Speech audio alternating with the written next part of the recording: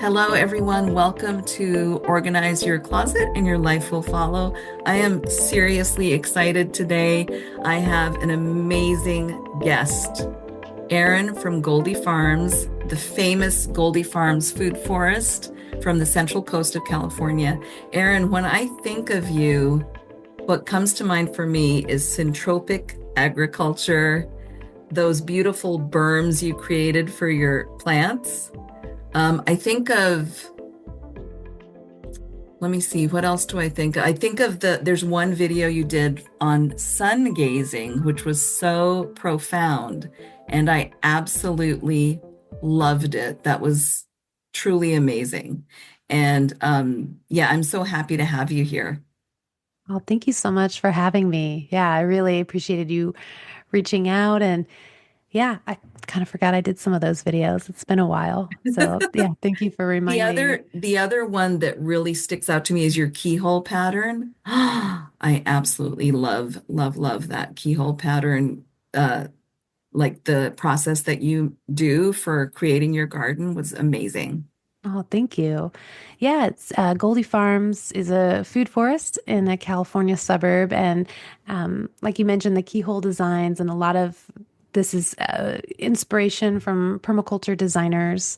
And then we've been out here experimenting. We now have over 100 fruit trees, shrubs, and support species on a 1/3 acre property. But the food forest actually is only 1/10 of that because we have the house and the driveway and the garage. So it's really a 0.03 acre space that we've just packed in and made the most of. Starting with very poor soil, very little rainfall, especially in the beginning. And so, yeah, if you can imagine, it was a cleared cut property sand lot that was full of garbage and concrete, very shallowly buried that we Right. discovered. And over the past 5 years, we've been transforming it into a thriving oasis using the permaculture design methods that you mentioned and just a lot of love and dedication and passion. The other word that comes to mind when I think about you and your beautiful videos is the word consortium. Consortium. I remember you talking about that, and hopefully that'll come up in our conversation today. Absolutely. Yeah. Okay, friends, we are here with Erin from Goldie Farms, and we are going to dive into the questions. Erin, thank you so much for taking time to, answer all these thoroughly. My first question to you is, what inspired you to embrace permaculture, and how has it changed the way you see the world? And I love your perspective on the world, so I can't wait to hear. Oh, yeah. Well, I used to be a UX designer. So I designed software and never imagined myself in the space of land restoration. But I had a journey with chronic illness that led me down the rabbit hole. And what I found on the other side was this deeper connection to nature and ultimately healing. And now it's interesting, kind of coming full circle, where I set out to heal myself and now am on this journey of healing the land. And I think that's how life works in a lot of ways. Even thinking, okay, how did this really all begin? When I was a kid, I grew up in the suburbs of Indiana. And at that time, it bordered very rural Indiana. It's evolved and changed now, but growing up I was outside a lot, building forts with sticks and eating wild chives. And I raised ducklings as a kid, and they followed me Oh, everywhere. And but then as I got older, like most kids, school started to take more of the forefront. And I was indoors after school doing homework. And around age 14 or 15, I just was not well in a lot of ways. And I was really struggling mentally and emotionally. And I was sent to see a counselor. And then that counselor sent me to see a doctor. And I was put on antidepressants. I was diagnosed with a chemical imbalance. And that really just set me on a different path than the one that I was on as a How kid. old were you when that was diagnosed? I was 15. Oh Yeah, wow, I was God, 15. what an age to have to go through that. It's young, I look back and like I was a child. And so at first they helped until they didn't. And so I was put on more and then different ones and eventually was diagnosed with major depressive disorder and anxiety. And fast forward 30 years until I'm 30 years old. So 15 years later, I'm now on max dosages of multiple medications. I was hospitalized at one point. I was getting my Mm, liver checked regularly. Um, and, on the outside, there was a lot of things in my life that looked really successful, but on the inside, I felt very broken and I was being told that I was broken and I was really kind of losing hope. And kind of before I go more into the story, I do just want to share that, none of this is medical advice and yeah, all of this is just my story. right, So I don't want to downplay other people's experiences. And especially because mental illness is very serious, it's very complex, and everyone experiences the world differently. right, So this is just my story to share what motivated me to create a food forest in my backyard. And I think it helps also illuminate a larger story of what humanity, a larger story that's happening to humanity right now. right, right, Um, but yeah, at 30 years old, I felt really desperate to change my life. Things weren't getting better in terms of my mental health, despite following all these psychiatrist protocols. And so I came across a book at the library of all places that was written by a doctor who suggested that maybe depression wasn't the problem and that maybe my body wasn't broken, that it was working perfectly and this was a symptom that something was wrong, that something else needed to change. And so in this book, the doctor suggested a 30-day protocol. And wow. it was whole foods, no sugar, no vegetable oil, no what I now call industrial foods, just as close to natural garden state food as possible. And I was pretty skeptical because throughout this 15-year ordeal, I definitely asked, like, should I be eating different? Should I be? And was told that, of course, exercise is good, but that this was a mental illness that was never going to go away. And that the only real treatment that was going to work for me was medication. Oh my gosh, Um, that is heartbreaking that somebody would give you that information. Yeah, I mean, it was a story I was told so many times that it Mhm. became my story of Yeah. I'm a broken person. This is just the only because I had a lot of people in my life saying, "Hey, why don't you try this? Why don't you try that?" And there were many times I did try to go off medications, and I'd have these terrible relapses, and it reinforced the story of I'm just I was told at one point I lost the genetic lottery and just had Oh my bad gosh. genes. And so, That's shameful that people are saying this kind of stuff to people. I mean, it's just yeah, and terrible. unfortunately, I think it's part of a greater story of the world that nature can be controlled, that all of us need to fit into these forms. And if you don't fit in that form and you're not acting the way you're supposed to act, that you're somehow defective and need to be, Right. either remedied or discarded. And we see that a lot. And it's good to know that healing is available. And, I was skeptical, but I thought, okay, 30 days, I'll try it. what will probably happen is I'll go back to coffee and sugary snacks and back to my normal life. But Yeah. I was just so desperate to try And what age were you change. when you were trying the 30-day? Yeah, I was 30 years old. Okay, okay, So good. I had So, spent my whole 20s in just going through this journey. And yeah, hit 30 and I'm like, okay, I have a successful career. I have a master's degree. My life looks really successful on the outside, and on the inside, I just am not wanting to continue living this life. And so something needed to change. And so I started this 30-day protocol, and the first 5 days were horrible. I thought mm, I was coming down with the flu.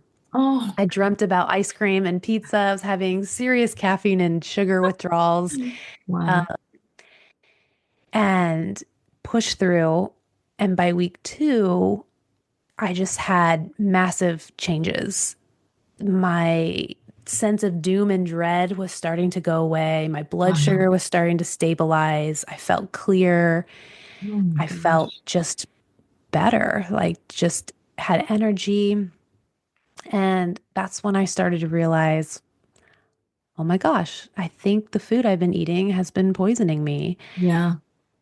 And then I started asking, what else is maybe poisoning me? And so I start really following these protocols more carefully, which included cutting back on screen time, Mm, waking with the sun, walking barefoot on the grass, grounding, and then, talk about organize your life and clean out your closets and your life will follow. I started going through the pantry and eliminating, going through the bathroom cabinets and reading, what is this mm. stuff that I'm putting to wash my hair and putting on my body, and starting to eliminate things You with. decluttered your whole life. Yes. And then it became the closets and Wow. asking, what is polyamide?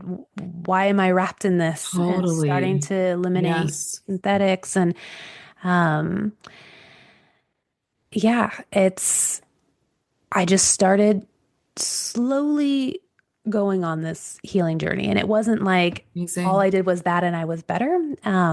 But it set me on a completely different path. And I think the biggest takeaway was I really started questioning, w- what is in our food? Why Mm, is there this insistence that it needs to be sprayed with pesticides, herbicides, fungicides? My dad, the reason I grew up in Indiana, which I talked about earlier when we were chatting, was my dad worked for Dow AgroSciences, mm, and he helped, you know, develop some of these products that are used. And so I was always told the stuff is safe, it's approved by right. all, there's tons of regulatory measures to make sure these things are safe. But what I started to realize is they may not kill you in the dosages what we're receiving, but this small amounts constantly do affect us. And some people are Over more time. sensitive to others. Yes, and there's a accumulation over time. Yeah. And my body was saying, this isn't good for me. Wow. And I also started learning about the soil and realizing that the minerals and vitamins in our food come from the soil that they're grown in. So if that soil is completely depleted, our food is not going to be as nutritious as we think it is. And it really just led me to conclude I need to grow my own food and to Yeah. ensure that I know how it's grown and I know it's as fresh and pure as possible. Um, and So, like most people, I was working a full-time job, and the thought of growing my own food was pretty overwhelming. I was already pretty overwhelmed with even learning how to cook whole foods. And, before all this, my idea of a healthy dinner was a frozen pizza with maybe some vegetables on top, or like toast with peanut butter. And so, learning how to incorporate and get all of this food in my diet was pretty overwhelming. And so I think I Googled, like, what's the easiest way, like how to grow food the easy way, Yeah. and came across permaculture and the concept of a food forest. And that just really resonated. I mean, I was like, yeah, I love forests, and like a forest, every year the soil becomes more rich, it becomes more fertile. There's natural succession, so it's changing, it's becoming more complex and more resilient over time. It doesn't need people to come in and weed and till and fertilize. Right. It's a self-caring ecosystem. And Mhm. I love that idea. So I was like, I, I'm going to plant a food forest. I don't know how. Um, and I eventually purchased a property, and it was a pretty scrappy one with what I could afford in the state of California. Um, and it was a third of an acre, it had plenty of sun, didn't have the best soil. It was just pure sand. And when we Right. started digging, we started hitting chunks of concrete Oh and my gosh. almost discovering layers back there of like a time portal. Like we found like CDs and then later tape cassettes, Oh my going God. back in time of It's just like the city underneath. yeah, just cleaning that up. But that was where I was like, this is where I'm going to build my paradise. And so, since the land was so degraded, in fact, the fence at the very back property, which is at the lowest point, used to be a foot above the ground. So that's how much over Oh, time just the sand has been blown away and washed away and eroded. wow. And so I thought, well, I'll build up. And so I put an ad on Craigslist for free dirt wanted. I had like a little sign, I and love that picture of you with the free dirt. That's very yeah, I cute. had my friend. I was like, "Can you take this photo of me? I'm going to post this on Craigslist free section." And I've since learned to be very careful about what you ask for. I should have asked for pure organic soil. I don't know Right. if people are just getting rid of that, but Right. and so I had this little write up about this permaculture food forest that I was gonna build, and that is how I met Gilberto. Mm. So Gilberto was lived in the next town over, and he was on Facebook free section that day looking for specifically fruit wood, fresh fruit wood to carve into spoons. Oh, wow. That was what he, at the time, he's like, I'm going to master one thing in this lifetime, and it's going to be spoon carving. Wow. And That's cool. so he reached out to me, and he actually didn't have dirt. He never brought dirt to the property or soil. But he had planted his own permaculture, his own food forest, and had taken a PDC and started growing calendula and kale and all these different herbs and really transform his own health. So he knew the power of the food forest and offered to help. And Wow. yeah, he believed in me, and he's been a part of the wild journey ever since. Yeah, Um, that's so sweet. oh, yeah. And then of course too, this was all during 2020. So I put the ad in like January 18th or something, 2020. And and then we met shortly afterwards in January, and we're So you gardening. met before lockdown. So yes, and we're hearing that was back then when it was like the Corona 19 virus, Yeah. and we're hearing things, but people are telling us, "Oh, it'll never be in it'll never make it here. We're Yeah. safe." And then sure enough, by March, it was the March lockdowns. 13th. Yeah. Yes, yeah. And about 5 years ago. And so the entire world is ordered to shelter into place. And it's funny because there's so many jokes about the toilet paper shortage, but I think we also forget there was shortages of everything, Yeah. canned goods, and it was a Yeah. scary time. No one knew if our supply chain was going to hold up, and Right. just really seemed like a great time to have a food forest. It sure And does. suddenly, I was working online, but not having to do these long commutes. And we just put all of our effort into planting that garden. And I think it kept us sane. But it Yeah. also was there I was outside in the earth, in the sun, Hmm.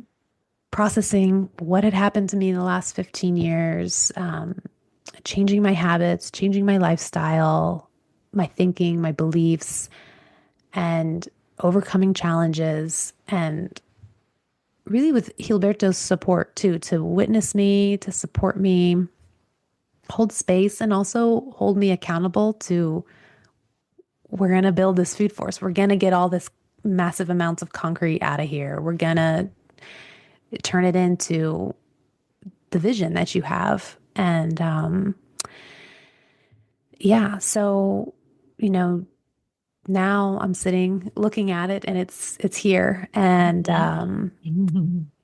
I've now been medication free for over 5 years. Wow.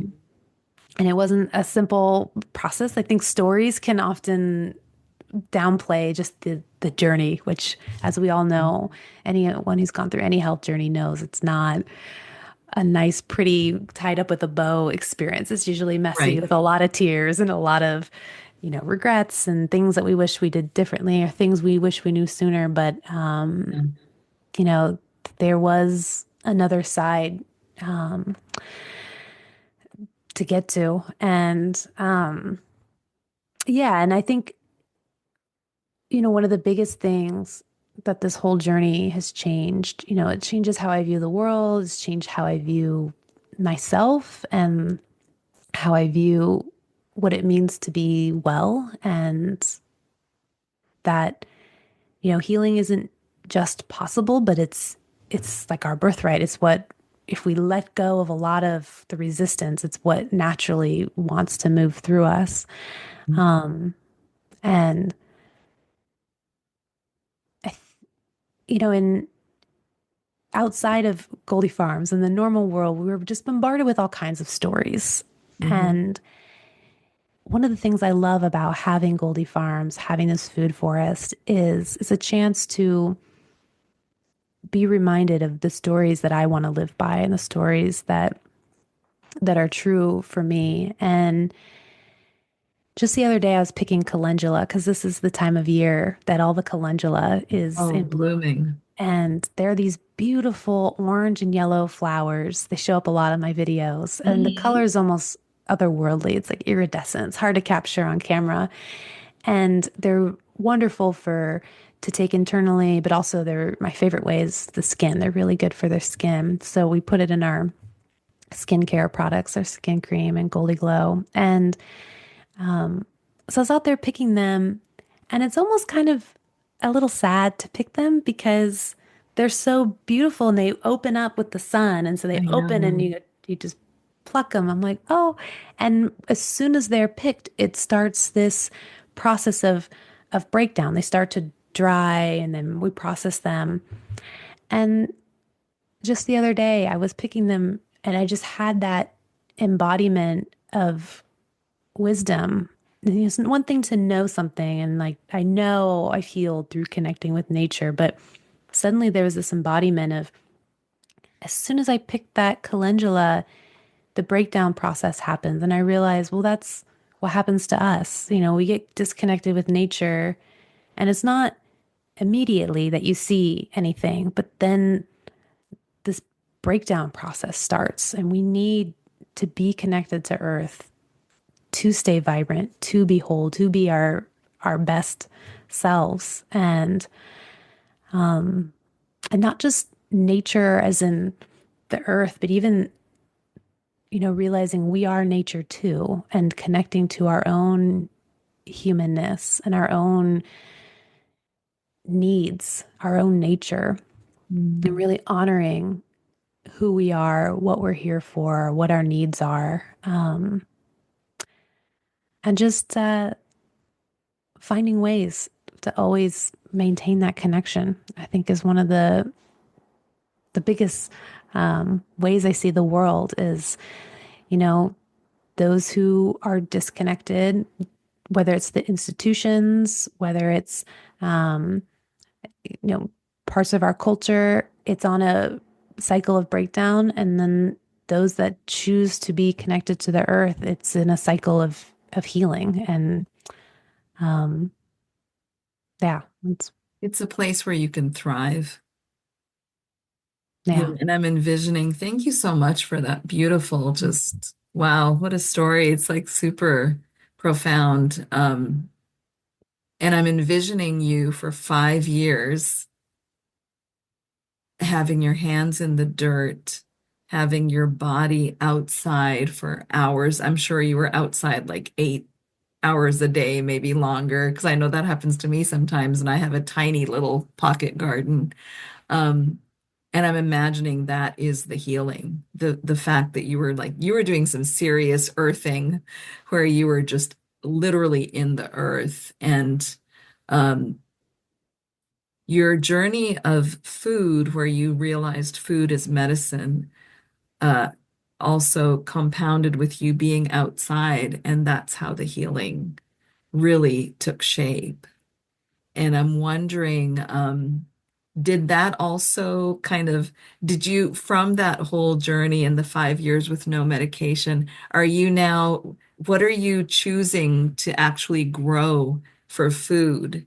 And kind of, has that also shaped that whole 5 years? Has that shaped you in choosing different things? Or um, do you like to have a variety of foods that you choose from and trying different things? Or what's your like take on just that little piece of it where you were actually starting to grow your own food? Yeah, that's a great question. And it definitely has changed what I see as food. And and it's funny too. We'll have friends come back there who maybe don't garden and aren't into all this. And not everyone sees the food or the medicine. And yet it's right now, especially there's arugula. I mean, you have to like it's kind of in its jungle version right now from Yeah, spring. And we let it just go wild. And then before the summer, we chop and drop and put that back into the earth. yeah, And so right now we're just letting it grow as much biomass as possible. And that biomass is right now cilantro, which is an incredible love cilantro. detoxifier. Yeah, it's so powerful. So we'll do cilantro juices and pestos. Mm, And then arugula, collard green. The collard greens are massive now, and kale, and so lots of leafy greens, which was something that, I occasionally used to eat salad back in the day, but now it's like kale, collard greens, arugula, chard. Those are daily. Make hmm. a ton of it and cook it So down, good for you. and it's And so that's part of nourishing. the brassica family of leafy greens. Yes, collard greens definitely are. I believe kale is. Kale, yeah. I think chard too. I'd have to double check on chard. And what's wonderful is they're perennials. And so we focus mostly on perennials, which is also a big shift, is most of the food we eat traditionally is annuals. And annuals, I mean, we all love annuals, but they do require more work. You have to plant Right. them annually. What's nice about a food forest is we've now created conditions where the cilantro, arugula, those things just They self-seed. just come up. Oh, it's beautiful. And every now and then, you'll find a little melon, like, oh, this is growing, or the squash, because the compost, the seeds are in there. And so Right. if the conditions are right, it's growing itself. But perennials are also they're wonderful because they keep the soil intact. You plant them once and you're not having these soil Right. disturbances, which can interrupt the mycelium networks in there. And so that's really nice. And also, there's just food out there. It becomes a foraging instead of a labor. The labor is really right now just foraging and pruning and chopping and dropping. Hmm. Yeah, I love Forests, chop and drop. it's awesome. And forests do need management, stewardship. There's myths out there on the internet that, oh, you just plant it and you never touch it again. And it's like, no, we're No. out there tending and Yeah. cultivating and really sculpting the shape and helping create those layers. But yeah, what's amazing too is, for example, we planted a goji berry and now we have so many goji berries everywhere. And the berries themselves are a superfood, little berry. I saw a video of yours where when I first saw it, I was like, wow, that bush is gorgeous. And I thought at first I thought, are those like cherry fall tomatoes or something? And then you had mentioned it was goji berry. They are gorgeous. And are you saying that your goji berry plant itself seeds as well? And so you It's have, Yeah, you, it's spread with runners. So okay. it anywhere that it touches the earth, it'll root down. So we'll Wow. pull those out and put them in other places. And it spreads and crawls. And the leaves are actually edible as well. They have to be cooked. And Hmm. so adding those to stir fries, but you never see goji berry leaves at the grocery store, but Never, super never. powerful medicinal food. And then of course we have the fruit trees and the olives. And I recently brined my own olives for the first time. I was kind of intimidated, but it actually was not hard at all, And delicious. and delicious. And so thinking through, we have almonds and olives for your fats, and then we have fruit trees for your sugars, and those are great for making juices and smoothies to kind of help, make the kale and the chard a little more palatable. But yeah, and then calendula was never something I thought of planting, but Gilberto brought some seeds. And not only are they great for protecting the soil, building soil, but they're I mean, it's this incredible reading, going online and just Googling benefits of calendula. And they have anti-cancer properties, they Oh, have oh. all kinds of skin healing properties. And yeah, just so many of us are just not getting all these compounds from the grocery store. And Right. people ask a lot, well, what percentage of your diet comes from the food forest? And it varies a lot. It varies seasonally. At this point, 5 years in, we eat out of the food forest every single day. Yeah. Um, we do get freezes here where we are.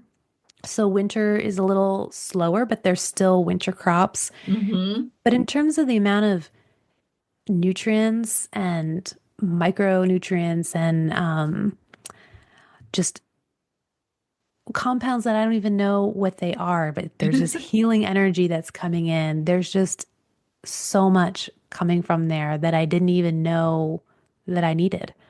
And I think it's an accumulation. That's where sometimes people find it overwhelming that, oh, I have to become healthy and start eating healthy and what have you. It's an accumulation of doing all these small, tiny habits consistently, and then, just give it a little bit of time and you'll see a change in just a month or two.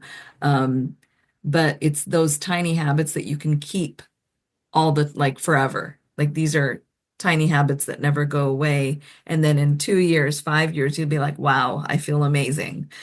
So I did have a question about your 30 days. Yeah. So you said at 2 weeks, you had really felt a marked change. Do you recall what happened the third and fourth week?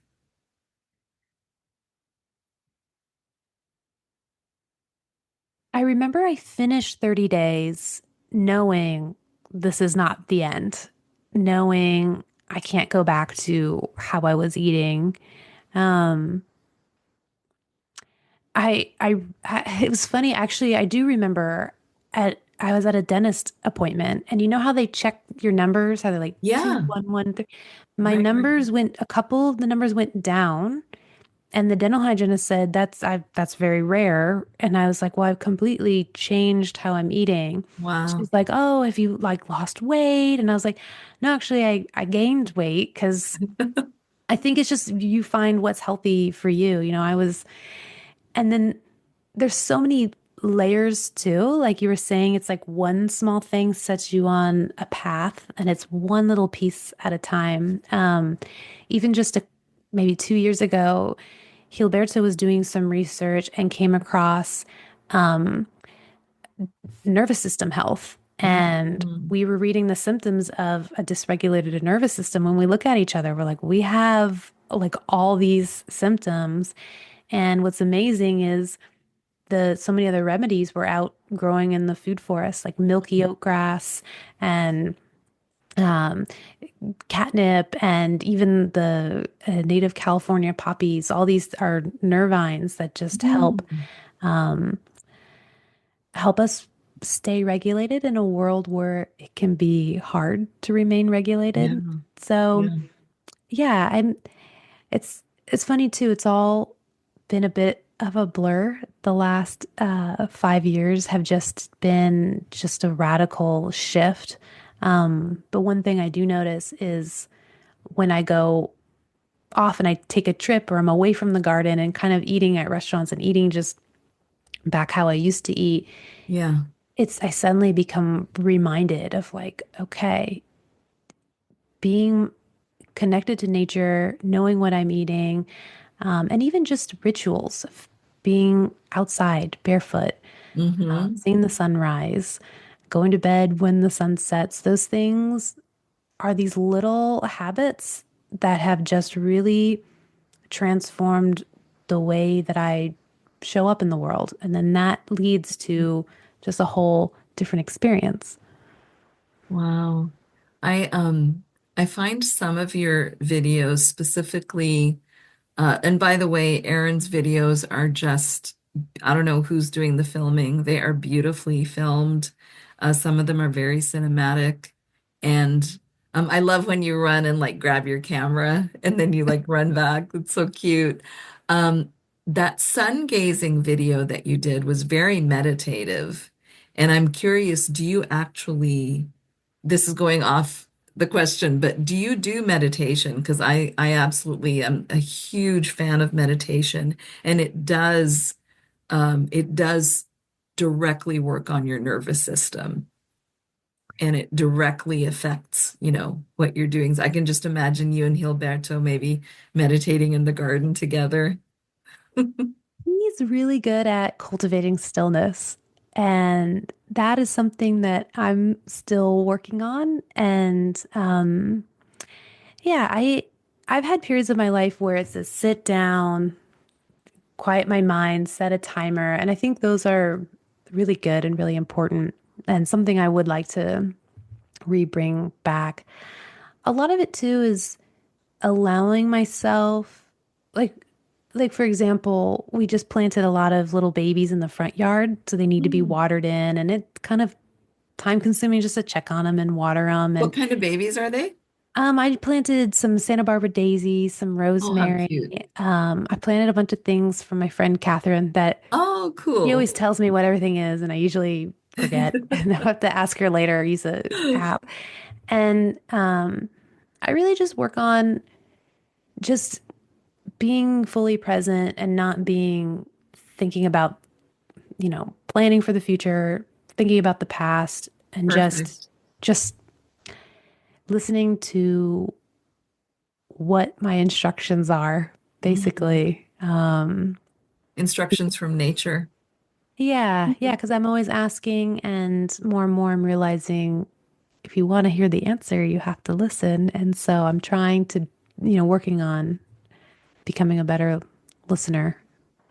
Yeah, and I feel like from what I've seen of your videos, it's not even like it's not even you have to have a structured meditation where you sit down and block everything out.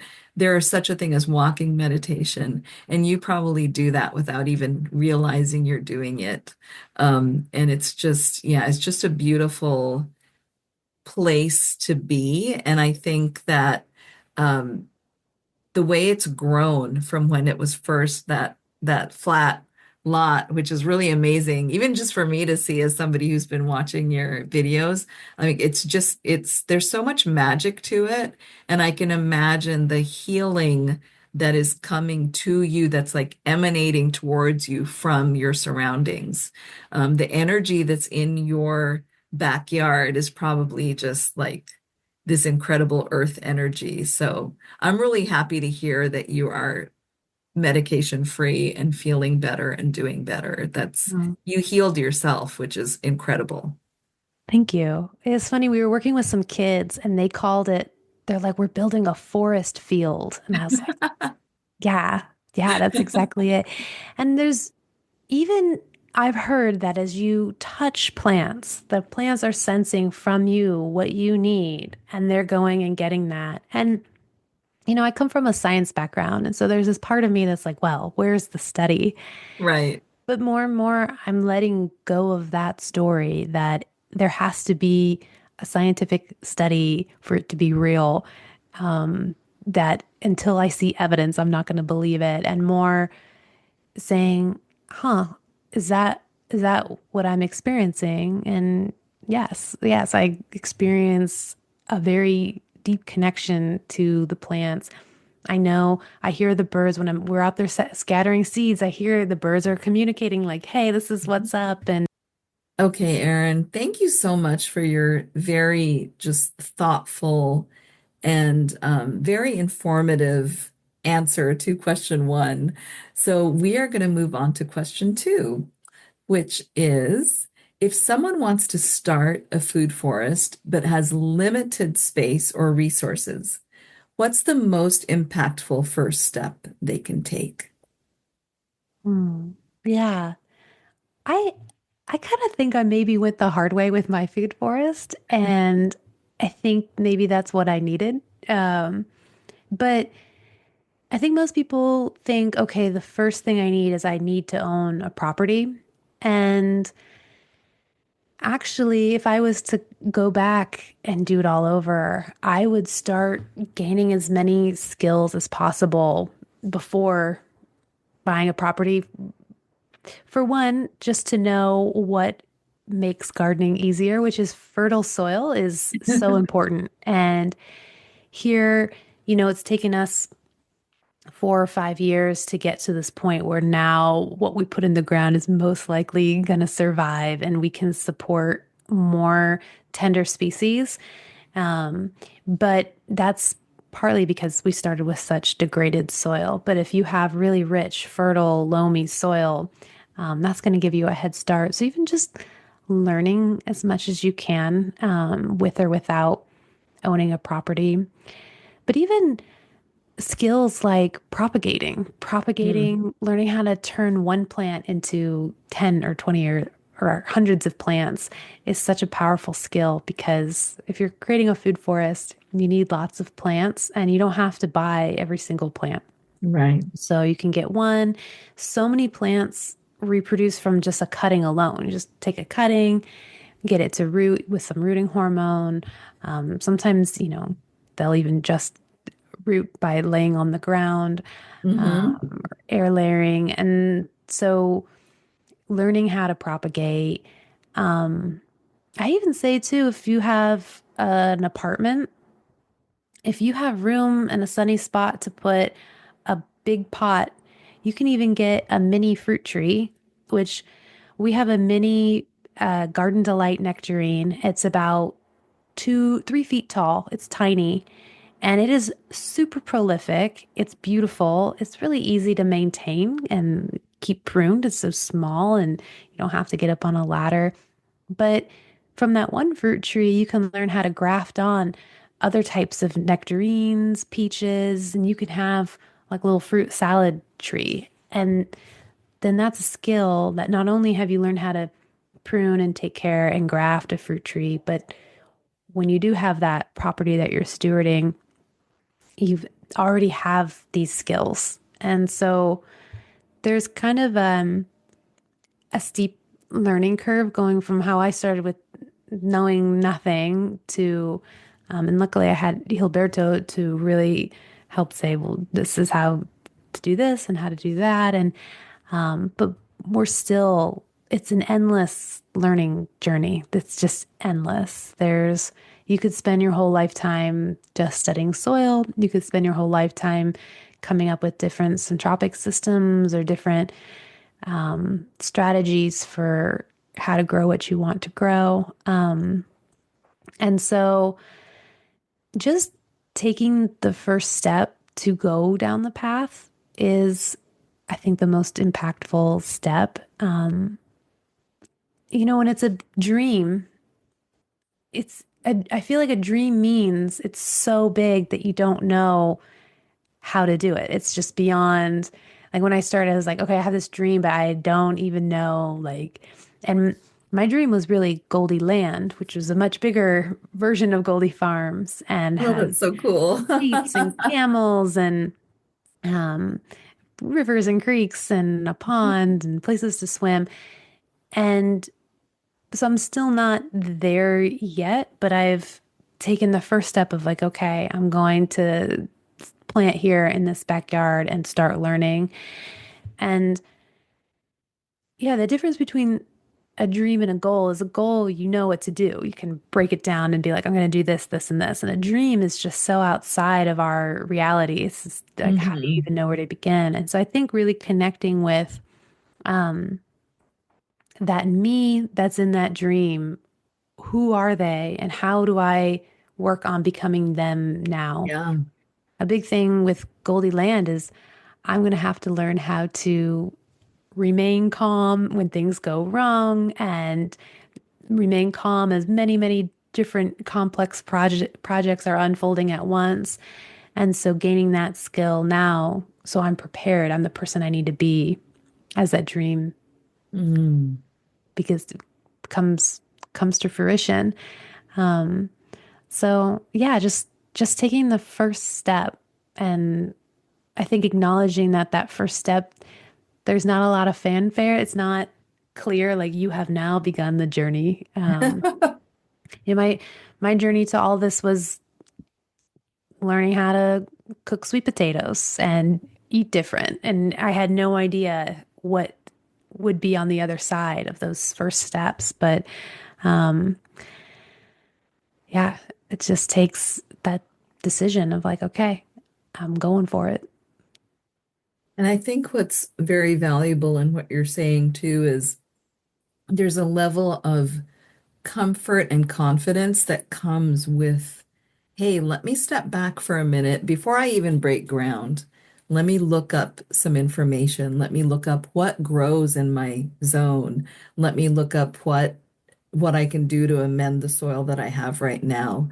I think that, and then you start after you do a little bit of self-education, there's always just a little more comfort and confidence in breaking ground and saying, okay, I kind of know on paper, I know what to do. Let me now do it in real life. And I love the idea, and you've mentioned this before, in just take one little space, make one little 3 by 3 or 4 by 4 space and like put all your effort into that. Make it amazing and then see how you can now juggle another plate and go ahead and start another place next door to it. Because when you see a whole blank canvas, it's just like, oh my God, like you're looking everywhere, like where do I start? It's like just pick one spot. It's like pick one Absolutely. area and start and make it amazing. So you have that special, I'm forgetting what the word is, but is it the consortium where you're teaching on several of your videos about having like the tall tree and then the shorter trees and then the bushes and then the little sections in the front, but it's all one area. What is that called? Yeah. So in syntropic agriculture, which is a form of agroforestry Hmm. that they call it a consortium, and a Okay. consortium is not only what layer are these plants going to take up, like your ground cover, your tall tree, but also what function do they serve? Why are they here? Are they providing food? Are they making the soil better? And also, what's the lifespan? And so that gets syntropic agriculture is feels more advanced because instead of designing a picture, like a landscape picture, you're thinking movie. Like, okay, this is gonna be here maybe 2,000 years and maybe longer. Trees, like olive trees and fig trees can last a really long time. So you're thinking through how is this going to evolve over time and how do I design so that I always have something to harvest, all the functions I need filled are being filled, throughout this long lifetime. And that does get overwhelming. And I think if you've never grown anything before, it's like, wait, what? 2000 years. And so in my course, I do teach starting with one guild. I call it a minimum viable Guilds, paradise. Yeah. that's the word. Okay, And cool. so it's funny because my background's in software design and UX design. And in more lean UX, we talk a lot about, um, or in any business, really, your minimum viable product. So, Hmm. what is something that you want to get to market? You want to test to see how it performs, get feedback before building out an entire massive ecosystem. Right, Ecosystem in right. terms of food forest, but in software, yeah, your whole software You're kind ecosystem. of testing out a small piece before you Exactly. do put so much work into it. Yeah. Yeah, and so the same concept for your food forest. One guild is a group of plants that work together like a mini ecosystem. They fill different functions. So it can even be as simple as if you're planting a fruit tree, thinking, okay, I don't want this to land around it, this earth to be overgrown with weeds. So what can I put that'll be a ground cover that'll keep the Mhm. ground shaded from the sun, protected from weeds? Um, Maybe I want to also include some beans or some plant that'll help fix nitrogen. Mm, yeah. So really thinking through those relationships and planting your first one and observing like, okay, over the years, Gilberto and I have now realized, okay, these are the plants that we really like to work with. These are beautiful plants, but they don't really like Goldifarms. And so when we plant something, we instantly know, like, okay, I'm going to add a handful of these seeds, this, because over time we've really observed. And now it's just, and we're still always experimenting. This is just one big grand experiment, but Hmm. it becomes less overwhelming over time just by observing and even realizing what you have time to even care for. Because, Very yeah, if true. you've never planted before, it can be like, oh, digging a hole, especially depending on what type of soil you have, can be challenging. So maybe start with one hole and then see how you feel about more, or if you need to have a different strategy, or maybe even bring in equipment. And so it just allows you to lower the stakes and learn relaxed without getting Hmm. overwhelmed. Hmm. Wow. And then, so, for example, what if somebody just had a balcony? What would your suggestion be with just, they don't have any land, that they'll never, let's just say there's somebody who, okay, I'm gonna live in this apartment forever. I love it. I have a great view. I have a balcony and I'm never gonna have land. What would you recommend somebody plant in that kind of a smaller situation? Yeah, microgreens are Mm. awesome. So much nutrition in that little seed and right when it sprouts. And so you could do microgreens easily on a balcony. And then teas are just lovely. Like we were talking Yes. earlier about, Hmm. and the word tea, I guess it's technically an herbal infusion, but Yeah. if you can grow, just experimenting with what you enjoy drinking, maybe you like chamomile, Hmm. skullcap, catnip, peppermint, calendula, depending on what the conditions are in that balcony, just experimenting. And it's just a way to be very connected with nature. You're tending to your plants and then you're drinking them. And it's just such gentle medicine to drink Right. tea all day long. And you're constantly getting that infusion of all those flavonoids and different compounds that are in those plants. And Mm. what's interesting too that I didn't know until I started on this whole journey is that a lot of herbs and medicinal plants are pretty easy to grow. Yeah. A lot of them are pioneer species that just come in to try to heal this. They're trying to heal the soil, and then they have all these healing benefits for us. So, like some people may even be in, if they have, a little tiny patio or something, there may be medicinals already growing there, like stinging nettle, um, and just learning to identify what is this and do I want more or what can I swap out? And yeah, and then along with those herbs that you can have as teas, you can also make salves, so you can apply it to your skin. Salves are not very hard to make, and it's really powerful to something happens and you have like some weird rash or something on your skin. You put your own salve on it to see it heal so much faster.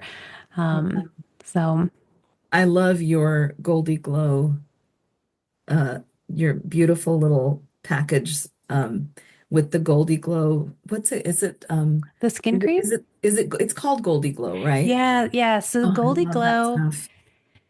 Gilberto, he scattered calendula seeds from his garden across our earthworks once we'd finished them. And he's like, Wow. now you'll remember me forever.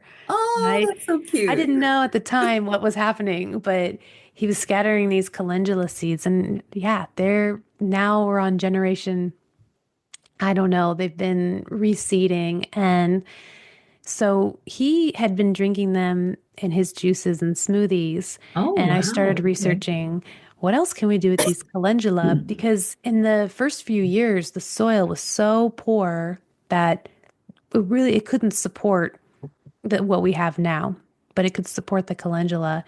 And that's when I started reading that how good it was for skin. And I've had a long history of skin issues.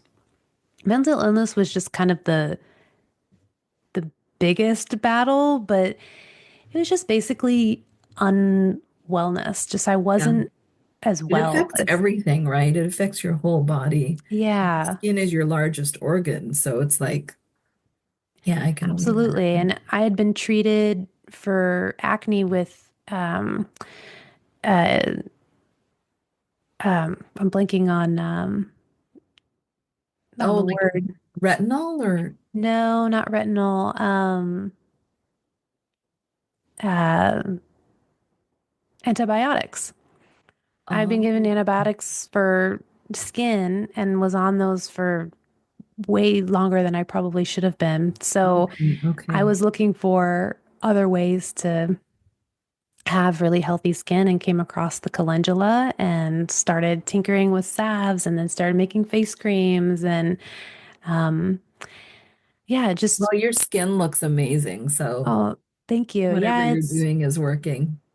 just trying to have as pure, simple as possible. So we use Yeah. fair trade, organic shea that comes from a woman-owned co-op. We use organic jojoba oil from a co-op, organic aloe, the calendula. So it's just simple, as close to nature as possible is how I'm always trying to go with everything I create, and then anything that I use. I'm always looking for how is it in its purest state, Mm, mhm.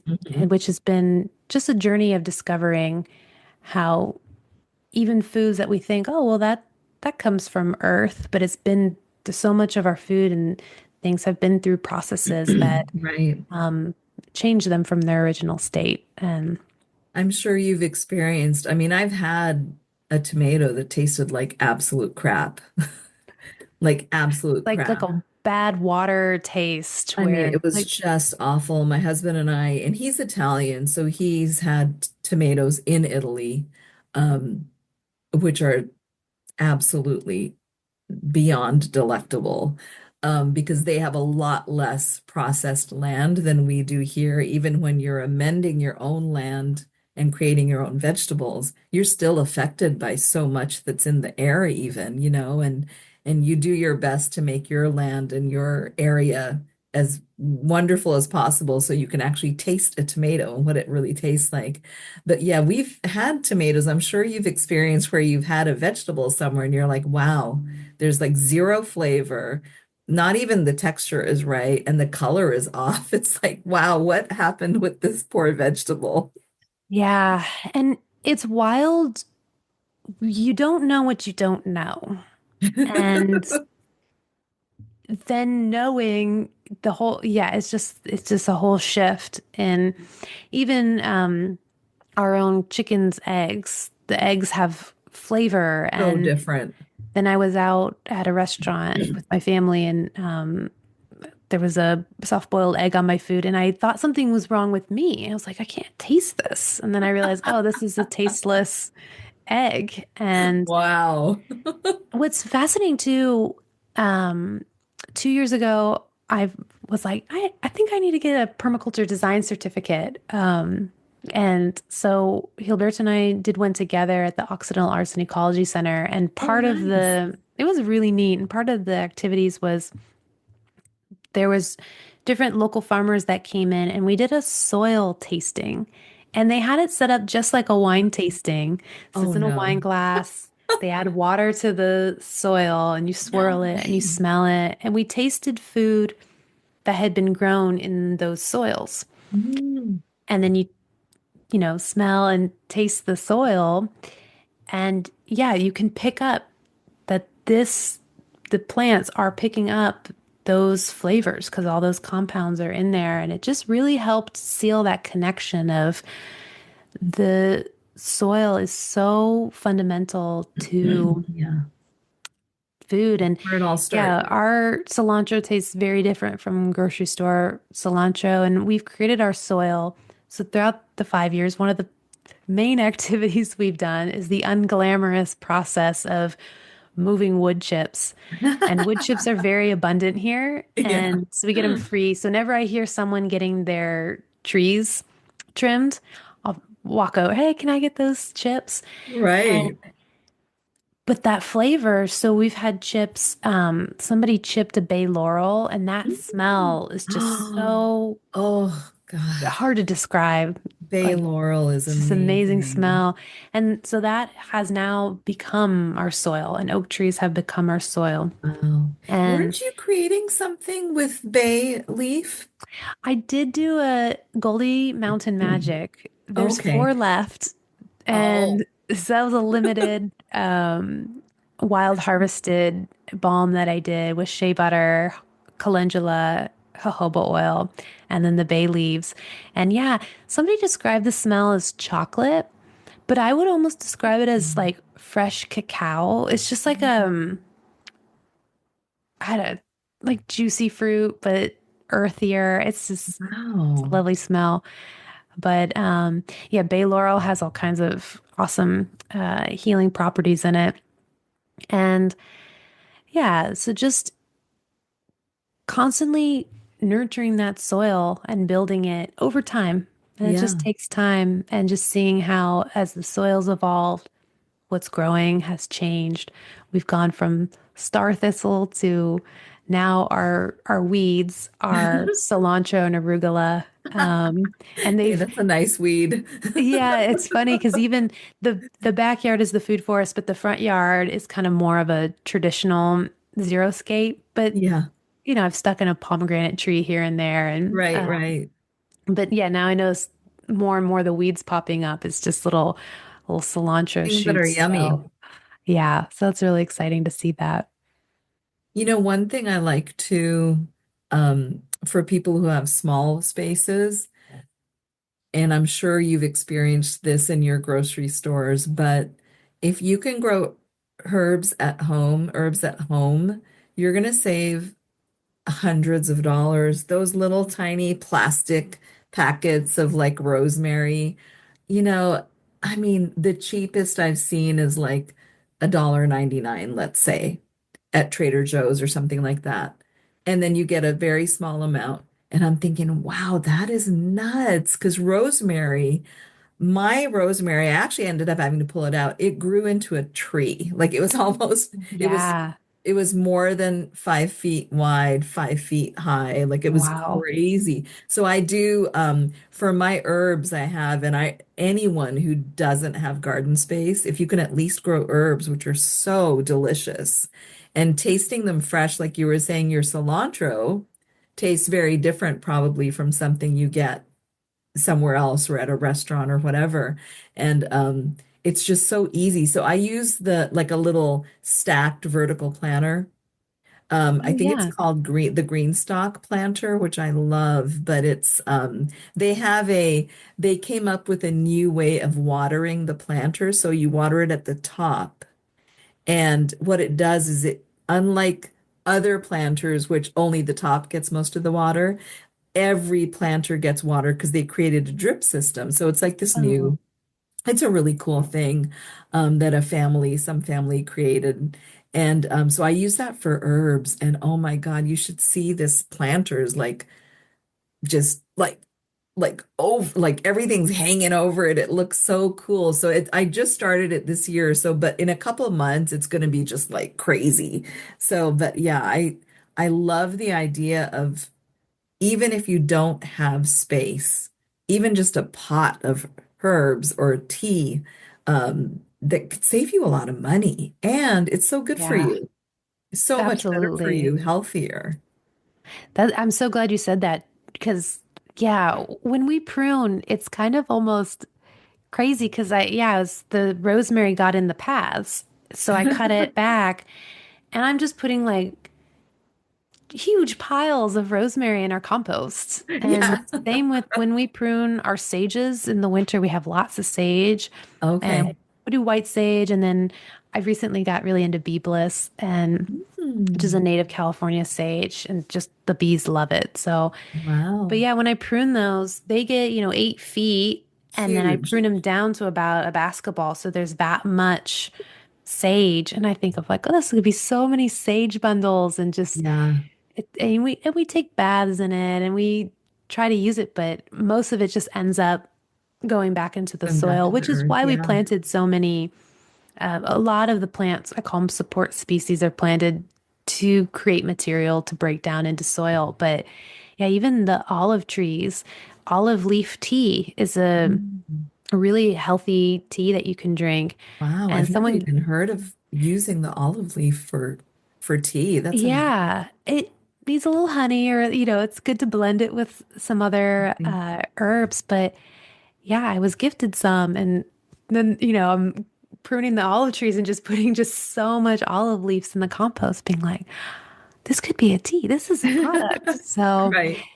So there's this, its nature is just so abundant and it changes that whole story that, in the grocery store, there's the scarcity mindset. Things come in Yeah. these tiny little plastic containers from I who knows know. where. And then in a garden, you just realize, yeah, that there's more arugula and cilantro and rosemary than we Than could anyone could ever ever eat. eat. And yeah, it's just a matter of, I've been inviting friends over, like, please take as much while Yeah. you can, harvesting it before it bolts and Right. finding ways to manage the abundance, which is just a whole new paradigm. And it's just a healing way to see the world. I have a hard time when things bolt, I just love how they look. So I Yeah. have a really hard time. So like last year, I think I just let everything bolt. I was like, oh my God, it just looks so beautiful. But this year I'm gonna stay better on top of things because I want to be able to enjoy the herbs as they should be. But oh, that was so funny. Um, what is that actually when things bolt? Do they now have the capability of reseeding? But Yes. you can't really eat that part or, Um, we still we eat lots of blossoms. We're eating lots of flowers over oh, I here. It's love funny. I feel like blossoms. how these salads that are just like a bunch of flowers. I'm like, we're eating Right. Like flowers chive now. flowers. Have you eaten those? Mm-mm. Chive flowers, they're so good. Oh, I'll have to look into Is that. it chive blossoms or something? I don't know, but wow, now I can't remember. It's like a chive family, but they'll get these little white Oh, like flowers. the little like pom-poms at the top. Yeah, yeah, when they grow really tall. And I was like, these are gorgeous little flowers. And I literally plucked them off and just threw them in a salad. They taste like garlic Yeah. and they're delicious. Yeah, it's fun to eat the blossoms of the plant itself. And Yeah. right now the cilantro is about to bolt and I was actually just before this out there being like, we need to cut some of this back. And Yeah. what I want to be better about is selective, allowing some to bolt because the ladybugs are love the Love cilantro it. blossoms. Yeah.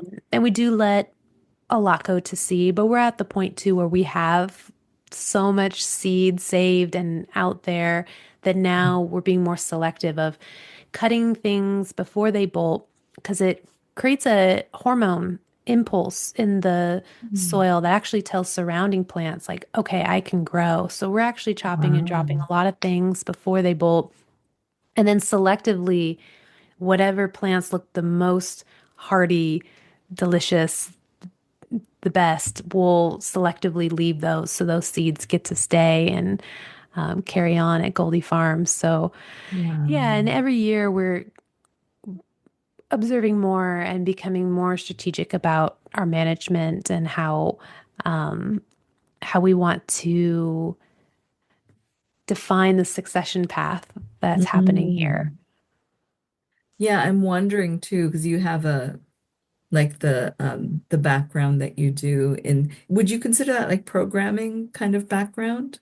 It's more of design. Yeah, it's more of a Design. problem solving and Right. a lot of And those design think principles. that must have helped you so much, like transforming that, like transferring those skills to gardening. Because when I think about like there's this incredible intelligent network, and you've actually explained this before too, between all the plants and like what you can do and why you should plant something, why you should plant these three things together, like three sisters, that type of thing. And I mean, it's just the network is actually vast. And when I think about it, and I'm really thinking about it, like it's literally a spreadsheet. Like I'm seeing a spreadsheet up in the air, or like a some kind of algorithm, or some kind of organizational tree of like all these different plants and how they affect each other, how they affect the soil, how they create this abundance. And I mean, it's complex. Like It it's really is. complex. That's why I think your advice to learn and do things in advance before you even start is like actually having some education is key. Yeah, and that balance too, there's theory and Hmm. then you realize, okay, I have all this theory, but food force is doing this other thing. And so yeah, just getting your hands dirty and applying what you're learning as soon as possible and seeing what works. What's interesting too is there's so much we don't know that's going on back there. Right. And there was a book I Right. read a few years ago. It's an old book called The Rodale Composting Handbook. I think Mm. it's like the Rodale, yeah, composting book. And what surprised me, and that was back when I was having the question that all new gardeners have, or you say before have ever planted something, you eventually go, what is soil? Like, what is this Right. stuff? And why is it Hmm. so different outside than the stuff that my house plants are in? Um, and the Rodale composting book really helped me understand that it's only fairly recently that we are starting to really understand what's in the soil. Even Yeah. when we did our PDC, we looked at compost under a microscope, and there were so many things that, what's this thing? What's this guy swimming around? Who's this? And this Wow. I can guy's only attacking this imagine. guy. Yeah. And they just didn't know. That we don't know yet. That's just some bacteria, some microorganism in there. And so even in our food forest, sometimes we'll plant 5 plants. For example, we're now starting to experiment with some subtropicals now that we've created Mm. more of a canopy Uh-huh. and our soils come along. And so Gilberto wanted to experiment with strawberry guavas. So pineapple guavas grow well here, but Wow. well, why don't we try strawberry guavas? And it's very interesting to try to understand like why are those doing well and this one's Yeah. not, and trying to piece it together. And Sounds delicious.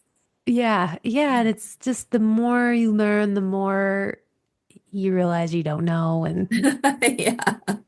and that's okay. But it's also like anything, it's a relationship at the end of the day. It's any relationship, they grow, they evolve. Sometimes you think you totally understand the other person, other times you're like, I don't understand you. And that's the same with the food forest. Right, right. Wow. Thank you so much. It's a very beautifully thorough answer. I really appreciate um, just the thoroughness that you go into, and I love your storytelling as well. So thank you for all of that. I will go ahead and start with question three if you're ready to. Yeah. Let's move to question three, which is, so you may have already touched on all of this, but it's totally fine. I'm going to just directly ask, can you share a moment when you witnessed nature working in perfect harmony with your food forest? And you can also feel free to share when it wasn't working in harmony. Yeah. Definitely in the beginning, I was like, where is the harmony here? And the naivety, I bought all these little starts at a nursery, put them in the ground, watered them, just like, of course they're going to grow. And they all died. These are our trees, pretty much all our trees have made it, but little starts, it was so harsh here in the beginning. And the summers here are, we get into triple digits regularly. Yeah, We don't have dry rain. weather, right? Yes, we don't Yeah. have rain for easily 9 months. And Mhm. in those first years, we were doing a drought too. And one of the biggest things, the biggest first step was the earthworks. So we did a lot of earthworks and we created what we call a water battery. And Right. so it's basically kind of like an underground river in a way, kind of. We have these meandering paths that are lower, and then the trees are built up on berms. So it's been Hmm. shaped up. And in that lower path, we filled it all with wood chips. And I don't know how many yards of wood Loads. chips. And now too, we have all our gutters from the house. Everything's goes into this wood Oh, chip smart. river that we call the water battery. And we were working on that uh, fall of 2022. And I was really wondering, is all this work worth it? And, moving all these wood chips. And then January of 2023, I'm sure you experienced, I think it was even worse up in the Bay Area, the atmospheric rivers. Oh my God. Yeah. Yeah, California was in a state of Deluge. Oh, that was emergency. crazy. Yeah, it was shelter in place, Yeah.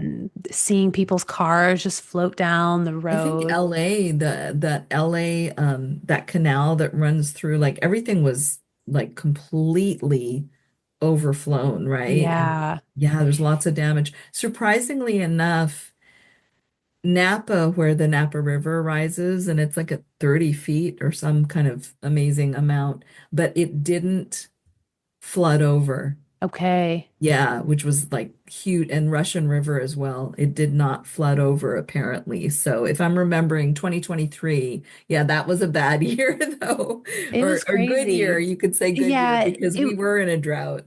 we needed the rain. We didn't need it Mhm. that fast. We got about a year's worth of rain in a day. Yeah, I And know. our next door neighbors to the right of us, there's 5 houses in the cul-de-sac, and all of them, their basements flooded. So everything in their Ooh. basement was damaged. And over here at Goldie Farms, we didn't even have a puddle. Everything, just all that work we had done to shape the earth and send it where we needed it. And even now, more than 2 years later, that moisture is still in there because the Wow. wood chips, they break down into humus, which can hold 10 times its weight in water. Right. And then the trees Right. are up high and they can go in and find that. So the tree's roots are actually at the right level with the humus, right? There because your Yeah. trees are up.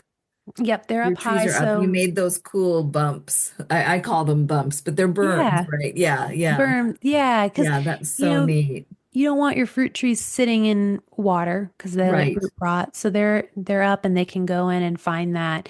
And yeah, it was just a reminder of the importance of really thinking long term and really looking at, okay, what's happening on Earth? How's the Earth changing and shifting? And how do I design for the future? And how do I design for these extremes? How do I try and design for when all that water comes and to be ready to store it and have it?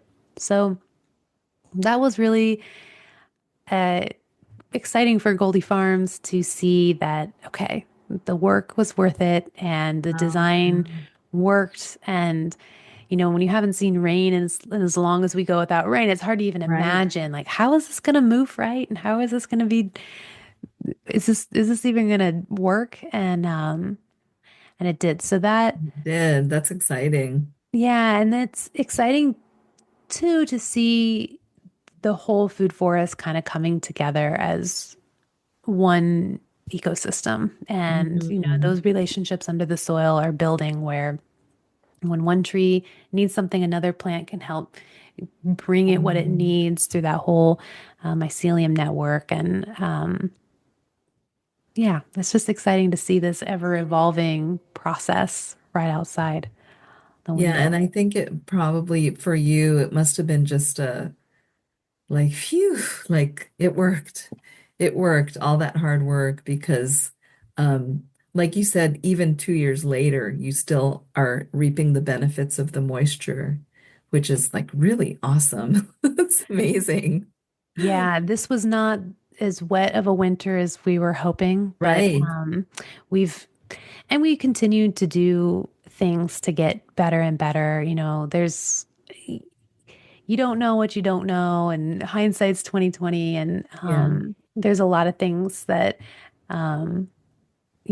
we learn, and I'm like, oh, I want to implement that, and it's just we're at that kind of momentum point too, where in the beginning it's you put in and you labor and you work, and now it's more of like us, us starting to reap the benefits, which feels really good. Yeah. It's nice when you can take a step back from all that hard work you did and just actually, just allow it to almost like you said, there is management, but you can also allow it to, like, you can go away probably on vacation and then come back and, like, just, you're probably back in heaven and you're like, wow, everything looks amazing. This grew, this grew, this grew, but it's all good. There's no, like, severity of you having to come in and, like, put in 2 days of work just because you left for a week, you know? So I think having that rest, that little bit of rest, now that you've done all the hard work, that must feel just amazing to you. It does. There's there's always things, Gilberto, right now. There's the back we're kind of working our way back, and there's always more to add and more to Oh, yeah. change. And it's Are you it's working your way back to land that you haven't cultivated yet, or are you just okay? Because yeah, you have a big driveway, right? Are you keeping it as a driveway, or are you going to we end up want using that as yeah, well? we want to use that, especially as things are changing. Um, I notice every year there's a little less calendula as we're now starting to get more shade and things are Oh, shifting. And interesting. so that driveway, it's just we call it the driveway, but yeah, it's just like an open path that we left open so that we could back up and put wood chips and easily get in and out of the Right, space. But right. now, yeah, I'm starting to design and think through, what I want to do with that now. And yeah, when you create a food forest, you're really stepping into a a dance. Mm. We all want like a beginning and an end, but it's really just there's just different It's just the stages. middle. Yeah, yeah, and just learning to really embrace that and enjoy the ride. Yeah. Wow, what a ride you've had too, huh? Um, Amazing. It's amazing for me to see your initial videos that you had put together. And then I think you had done one that was kind of a compilation. And I mean, it's just unbelievable to see what you started with and what you have today is almost, and it's thank been you. 5 years, right? Is it exactly Yeah, 5 years it was pretty five much? years on January, and Wow. When you there start. when we started. And yeah, there was also a lot of trips that we took where we're like, all right, we did our syntropic agriculture excursion into the jungle. We were gone for a couple months. Oh, wow. Oh, And that then, was a couple of there's, months. Wow. So you yeah, learned a lot. yeah. And then working, we both still work full time. So, Yeah. um, Are you still doing UX or are you I UX do, but design? I'm definitely in a transition point, which I'm really excited about as we ramp up things here. And that's the goal too, is to really make this our full-time focus Yeah. and yeah, see how that evolves and grows. Because yeah, there's so many like there's a million different teas I want to make and a million different products and so many things, but only so many hours in the day. So Yeah. yeah, we're excited to ramp up, especially now that the food forest can support that, and yeah, there's just so much we want to do and share. And Now, do you and Gilberto have you, because you both seem like very good at teaching, have you done any workshops or teaching at your personal garden? we've done tours and workshops, and oh, we now have an online course. And Mm, that's great because it really allows us to expand our reach. yeah. And we do so so the online course, we've had people take it from Vietnam and Europe and all over. And the plants are different, but the principles are the same. Yeah. And so that's really neat to see how these same principles get adapted for different environments. And then, yeah, one of our dreams is Goldie Land and a place where we'd love to be able to host longer stays. Our Oh, month in the jungle was transformative. I And bet. so we'd love a place where people can really live in that food forest and spend time in there. Wow. We really dream of getting animals involved and And are having you looking sheep. at land close to where you live now? I don't know. That's the biggest question. I'm like, where is Goldie Land? Yeah. And we, what's nice about this area is we know it. And although there's so much diversity in California that even, you know, 20 minutes drive towards the Oh, coast yeah, is very different. it is. Um, Have you, but any chance any of your neighbors are moving? oh, you want to move next door? No, no, I was saying you can Oh, keep kind of expanding? keep an eye out for, anybody that's moving and maybe you can Yeah. use some of their land and that can be your kind of like because like I'm just thinking of agritourism that we've done in Europe and what have you, where you go and you stay at someone's farm and then you help them and they'll teach you a few things about how to do this or how to do that with animals or the gardening.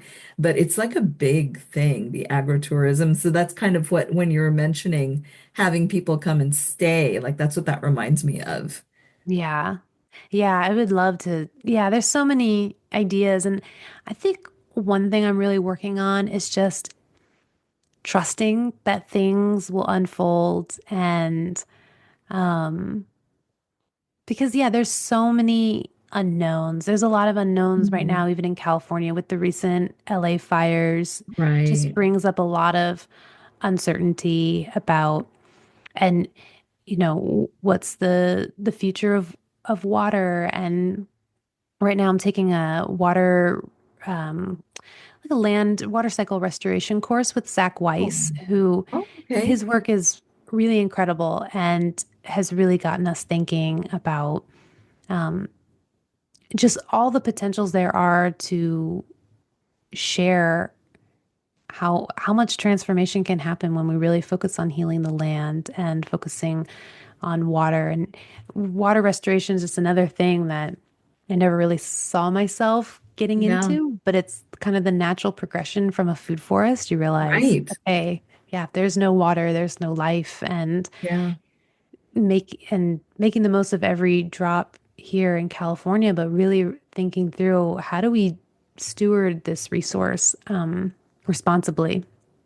So, yeah, right now it's a little bit of like a learning and exploring phase, and I'm just trying to be open to whatever is next. Mm. So you put your thoughts, your ideas, your visualizations into the universe and you're allowing it to kind of take over for you, which is really amazing because that's when like miracles and stuff happen for people. What's interesting about what you said too is the progression from I find it fascinating. Like you become interested in a topic and then it's just the surface stuff, right? You're like, oh, this is so cool. I want to have this garden. I want to do all this stuff. And then you start unpeeling the layers and then you get all the way to now you're doing studies in water, like coming from this space of you just want to have a food forest and now all of a sudden you are a really looking into, soil restoration and then naturally progressing into water restoration and honestly our oceans need healing, so it's just it's amazing what one small thing can bring. So it's kind of really like just even listening to you, it's like your world is just huge. Like it's opened up so much. Just from doing that 30-day, I know trying you to heal just, yourself. it's, it's just going down the path. And one of the things that's so amazing about dreams is you have a dream and you have a vision, and it could be so much bigger. Like Goldie Farms is so much beyond what I ever imagined. Hmm. Even in Food Forest, I didn't really imagine the depth of complexity, the amount of healing and what I'd be eating and how beautiful it is. Like I wasn't even able to imagine that far. And sometimes I often wonder too, is it that I wanted this, or was this like some kind of instruction I was getting on this is the way you go? Wow. And yeah, it's I have a quote on my desk that life itself is the most wonderful fairy tale, and it really is. We have no idea what tomorrow holds. And you know, I think one of the things that's so hard about depression is you think that it's not going to get better. You think that it's just like things can't change. But the reality is things are always changing. And, Mm, there is magic happening all around us that we just need to learn to be able to see. yeah. Yeah, I agree. And I think when you do have a space, a garden space. And I like, and I think you've mentioned this too before, but I love to go, like I go out every day just to see what's going on. And it is amazing. There's change every day. There's change almost every second, change is occurring. And I feel like even just personally for myself, being able to embrace the change that happens in nature has actually made me a more resilient and fluid person. Like I don't get bent out of shape when things, don't go the way I was expecting them to, because it's not that I'm expecting it, but I know that, okay, this is just a shift. There's a different path. There's a different solution, like whatever it may be. But the gardening really helps you create your own, resilience.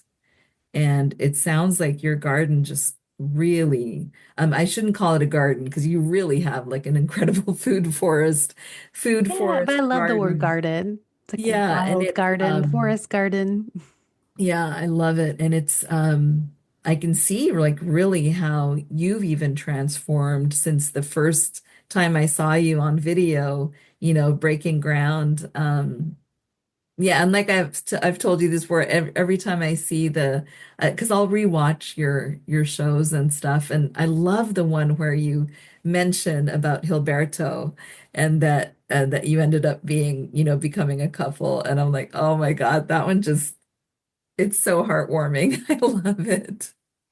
It is not expected too. I was Yeah, like, that's so yeah. cool.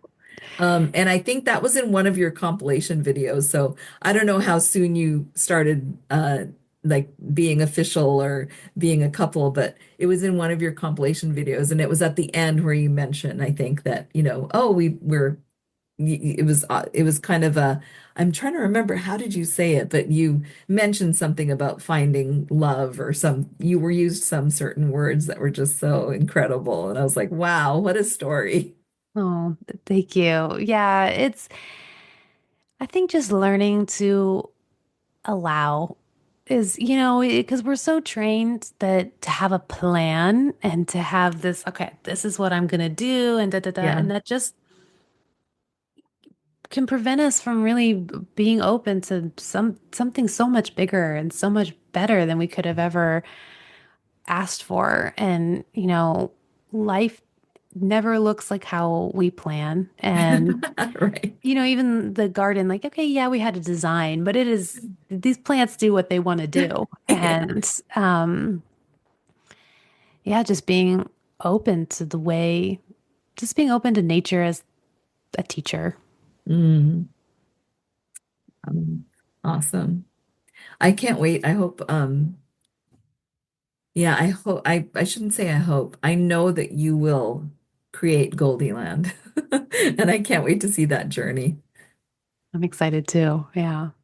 So let's move on to question 4, which is what's one common misconception people have about permaculture, and how would you correct it? So I know you said you have your permaculture design. Is it design certification that Yeah. both you and Gilberto went to study and learn about it? Yeah, he So has what two do you think? PDCs now. What was that?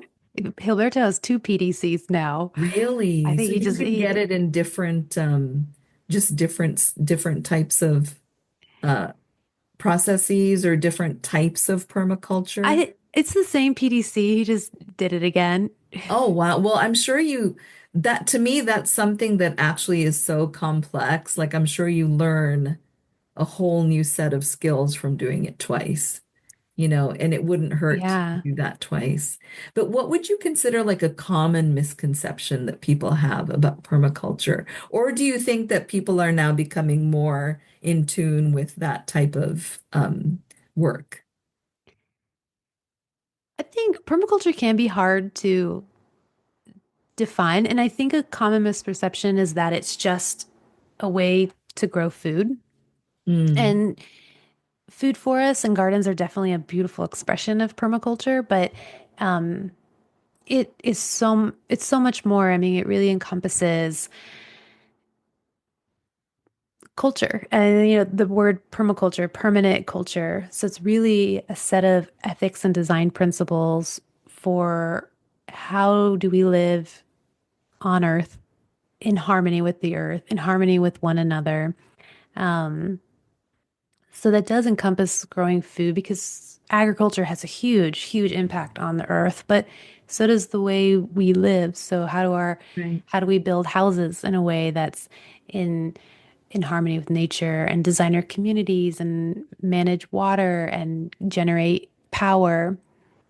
So, you know, it's really about thinking not just the status quo about what's sustainable, but how do we really live regeneratively, especially now that we're at a point in humanity where things really need to be regenerated.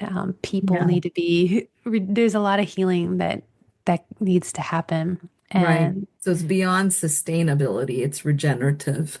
yeah, and I really think of it as a mindset, like a whole paradigm shift of how do Yeah. I design relationships that are going to cause regeneration? Mm. And when you say relationships, you mean relationships in the earth, in the garden. But I'm also seeing like relationships with humans. It's like, there has to be, like you said, a paradigm shift in society. Um, yeah, that's amazing. That's so Yeah. interesting. Yeah, because even, you know, the water battery is really okay, designing for this relationship of okay, our plants need water, they don't need too much water. Our soil is super sandy, so it doesn't hold water. So really observing all these different things and trying to put together a holistic plan for how it can all work together in harmony. And there's a video in the works on this little mud studio that Oh, yeah. Gilberto and I have been working on for 4 years, and we finally finished it in Yay. March. There's Oh, still details here congratulations. to go. That's Thank you. It's huge. 120 square foot, you know, So cute. studio, and yet we made it out of clay, straw, and pallets. And Amazing. even that was just like this mindset shift of, yeah, how can we live on this earth in buildings that make us healthier? And, Oh you my know, gosh. at Yeah. the end of the project, all the waste just was straw and some clay, and it just goes into the compost, you know? Amazing. And so, yeah, really evaluating every way we live, but also, it's like this balance. I think we can get too vigilant and say, I'm only wearing natural fibers and I'm never going to eat anything that's not Right. grown with the pure. And we also have to find a way, like this is where we find ourselves. How do we do the best that we can with what we have, with what we know, and know that we're going to get better? Know that, okay, we just need to start going down the path that feels right and that feels aligned in our hearts. And yeah, find that way towards just the more beautiful earth that we all know is possible. And know that we'll make mistakes along the way and we'll learn from Yeah. them. Wow. I so appreciate you have such deep knowledge and wisdom. And I just really appreciate your perspective and what you bring. It's really profound, is what I'll say.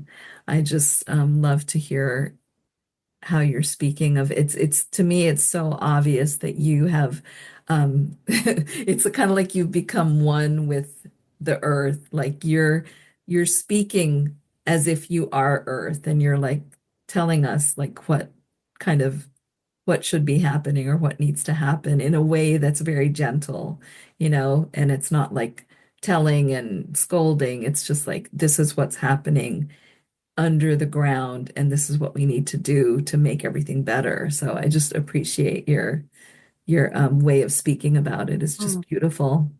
thank you. Really That I beautiful. appreciate it. Working with land can be humbling, and I've Yeah. been humbled, and I will be humbled again. And yeah, I've been in that space where I'm like we have to change, and people can't be doing this and that. And Yeah. I've just realized one, I kind of feel like resistance is futile. And Hmm. it's not that we need resistance, we need to find a new way rather than fighting.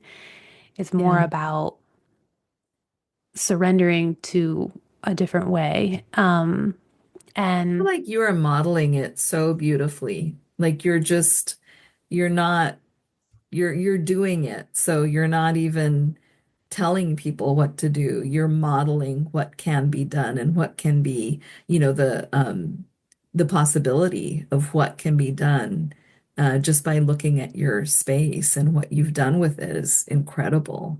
oh, thank And so you. you're modeling, which I think is like fantastic. That's the best teacher, is somebody who's really doing it themselves. Mm, thank you. Yeah, like I said, I really love your videos. They are just so well done. Do you do the filming yourself a lot of the time? Yeah, it's just a tripod. You're doing a Yeah. beautiful job. I Oh, love your shots, and I love the thank close-ups of you. the ladybugs and all that stuff. Thank Um, you. My goal is to eventually get like a real camera. I started with an iPhone 6 oh, and go. and now I'm That's on an iPhone amazing. 10. I'm a little behind. I think whatever you're doing, keep No. doing it. It Okay, looks thank great. you.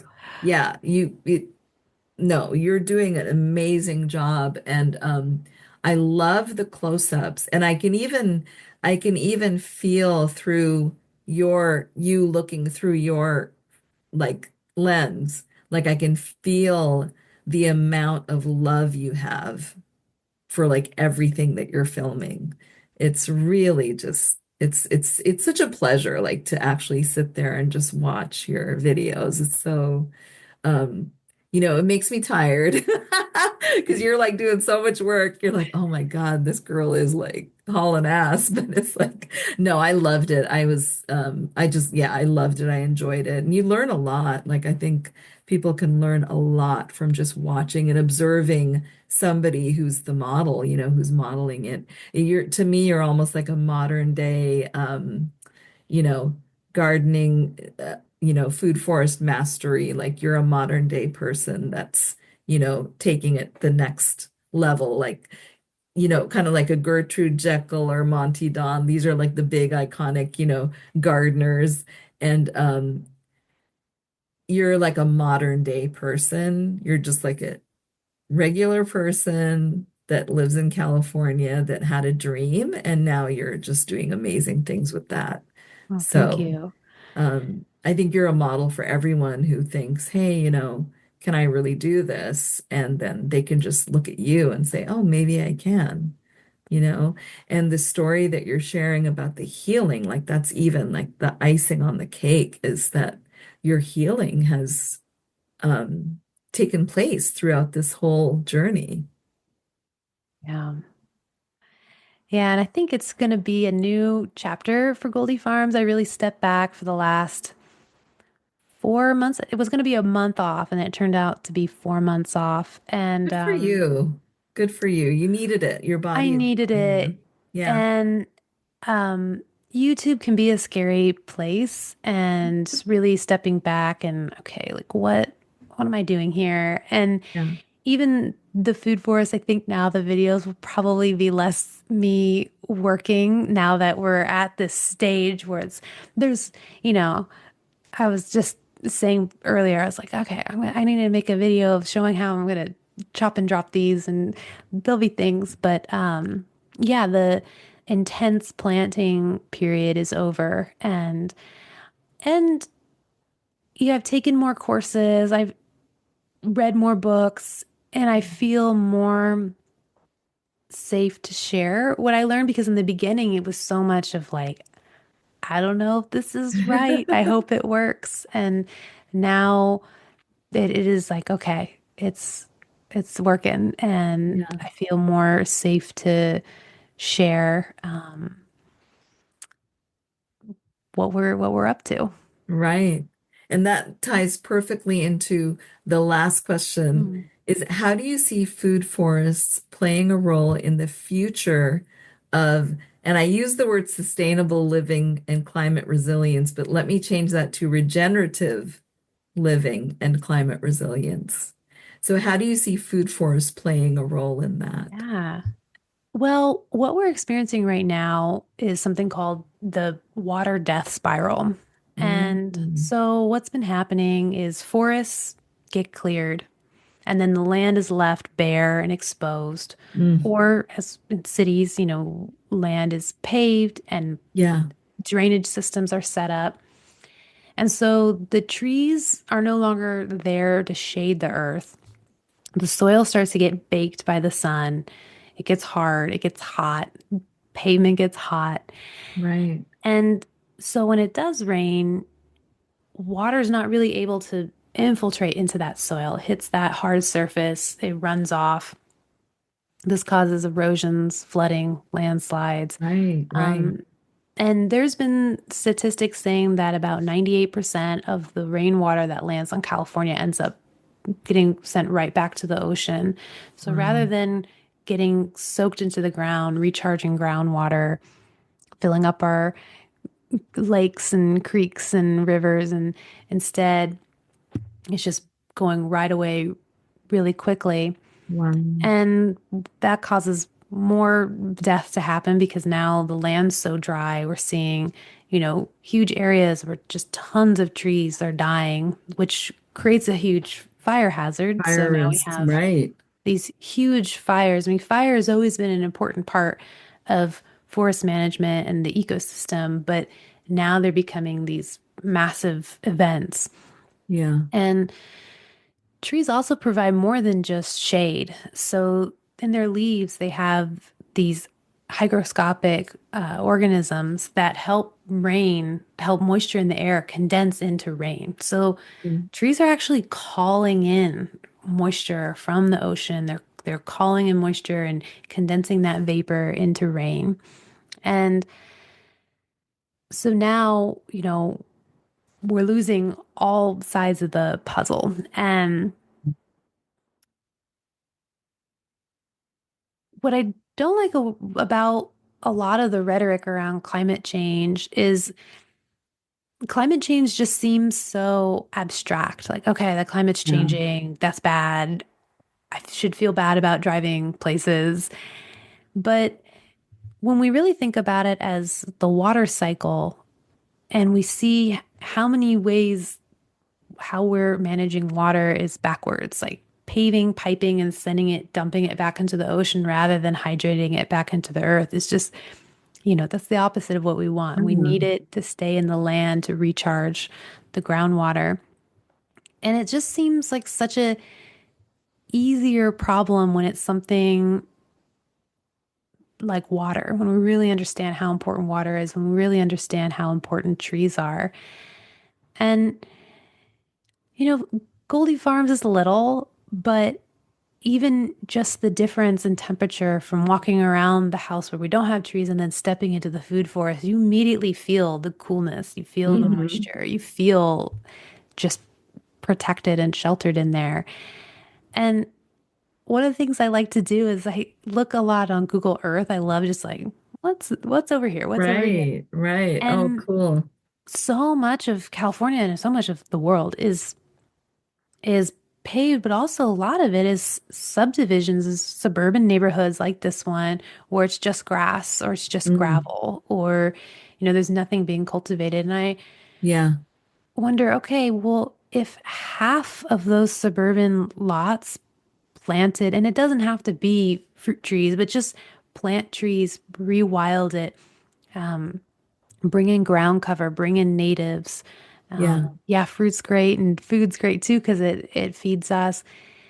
That would make such a massive difference. And it doesn't require political change or these Right. slow changes. It's just like we could just we could just do it. Just do it. Yeah. Yeah. And Yeah. so yeah, planting a tree just feels good, It's just like Yeah. it's a good day when you're like, yeah, and then I planted this little tree and then I Right. gave it some friends around it. And so I love the idea of more and more lawns turning into native gardens, food forests. Um, and then, not everyone has access to a property, but even supporting more agroforestry. And then agroforestry is ways of growing food for lots of people, like a Right. forest. So doing food forests on a more mass production scale. Um, so supporting that and realizing, yeah, these solutions are tangible, and even just seeing how much Goldie Farms has changed in 5 years with our nights and weekends kind of approach, and just scrappy. Like there, I didn't have a lot of money doing this. It was just as scrappy as we could get. The Hmm. reason why we use so many wood chips is they're free. Right. And so I just think of, if there's really a collective effort to reforest the world, Yeah. you know, the earth could heal so quickly. Like it really doesn't take that much time. And one of the things I learned in the water course, Gilberto and I actually went last summer and we saw Zach Weiss was giving a workshop up in the Grass Valley area. And so we drove Oh, through the nice. Central Yeah. Valley. Yeah, we got to meet them and meet a bunch of really awesome people doing amazing projects. And on the way up, we stopped at some rest stops and they had a placard explaining, the Central Valley, which now is so dry, it's so hot. We Yeah. passed through so many orchards that are just dead, Oh, areas that you've sad. seen that have burned. And these placards are reminding people, 200 years ago, this was a wetland. Yeah. This area, you could take a boat from San Francisco to Bakersfield Wow. like less than 200 years ago. And now that's unimaginable. Mm, And so, yes, this area has been degraded very, very quickly, but yeah. all we need to do is shift our mindset and start saying, hey, I don't want to support food that's grown this way. I want Yeah. to support this. And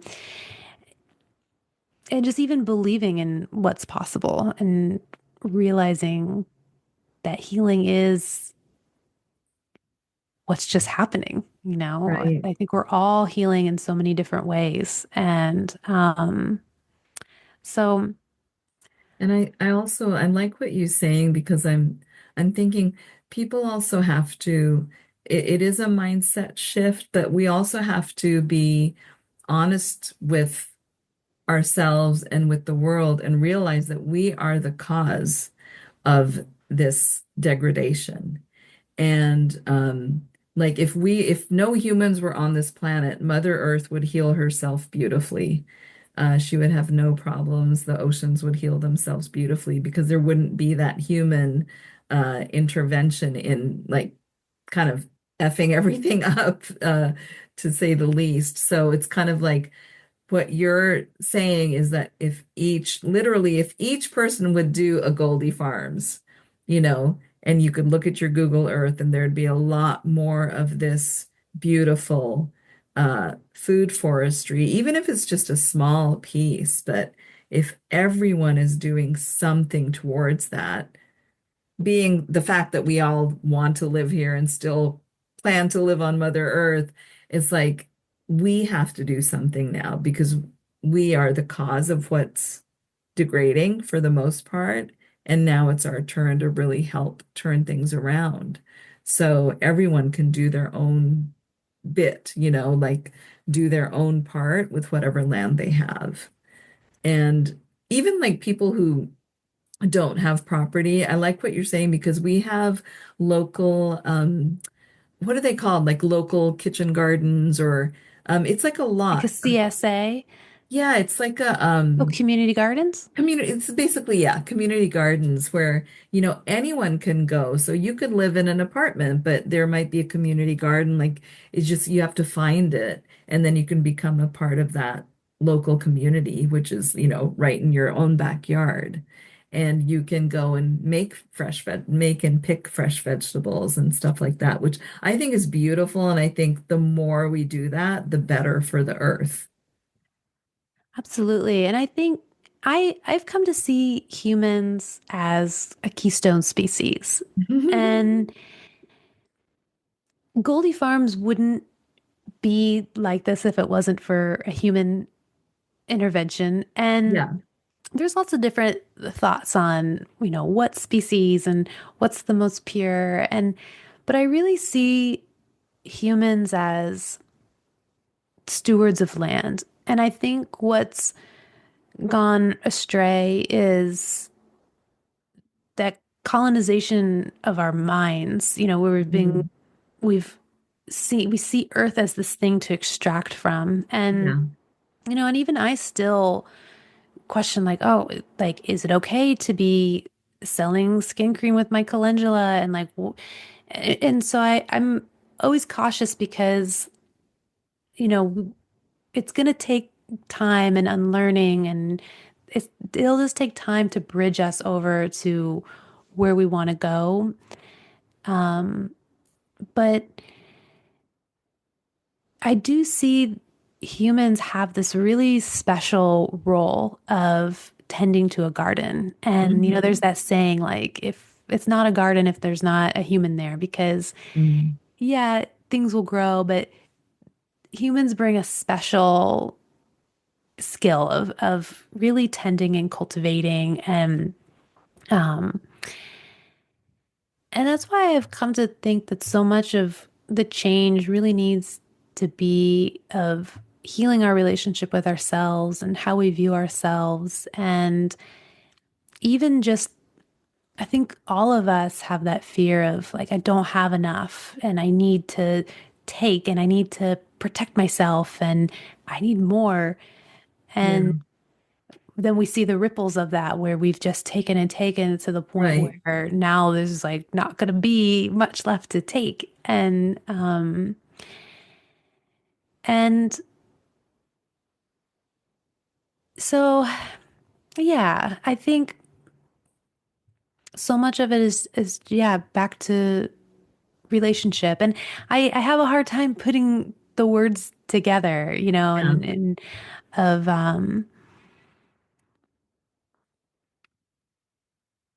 really that deep healing of like, I am enough, I have enough, and I'm safe on planet Earth, I think is like the Mm. really deep healing of Yeah. ultimately, yeah, so few of us feel safe. And, you know, we do have that narrative of like, we've destroyed the planet and we're the scourge of the earth. And really healing and forgiving and changing and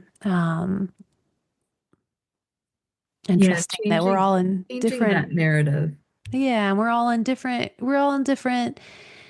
levels of that. I mean, there's still like we still shop at the grocery store and you know, we still like for a while I had the garbage service turned off. I'm like, we don't need garbage anymore. We're gonna live garbage free. And like it got a little out of control and the garbage is back on. And so, Yeah.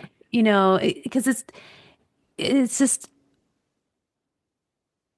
trusting that we're going to find our way to this more harmonious dance. Yeah. Um, Yeah. and it takes time. It So, does. It takes time and it takes people like yourself to, um, model what you're doing. Because, I'm just thinking like if everybody would do a little bit of what you do, things would change, you know, the and earth would change. there's different pieces too. I mean, I've Yeah. learned so much from people who maybe they don't know anything about growing food, but they've like things I've learned about nervous system healing. And there's so Mm, many pieces of healing for all of us in so many different ways.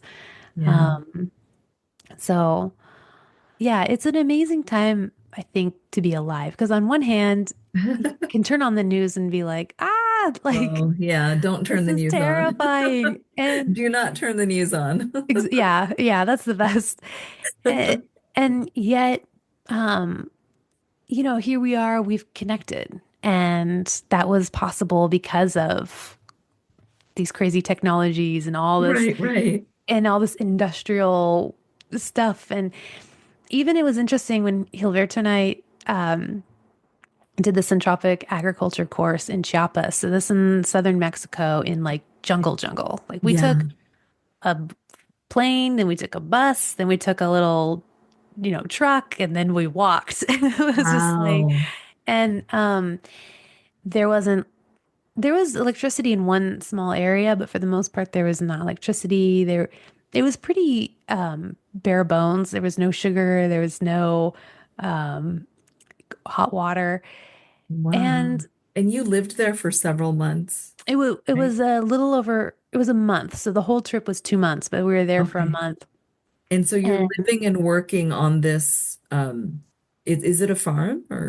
yeah, it was like a little community, very small, and we were installing a centropic agriculture farm, food forests. Okay. And so Wow. there it's, you know, bananas, cacao, papayas, pineapple, all the tropical stuff.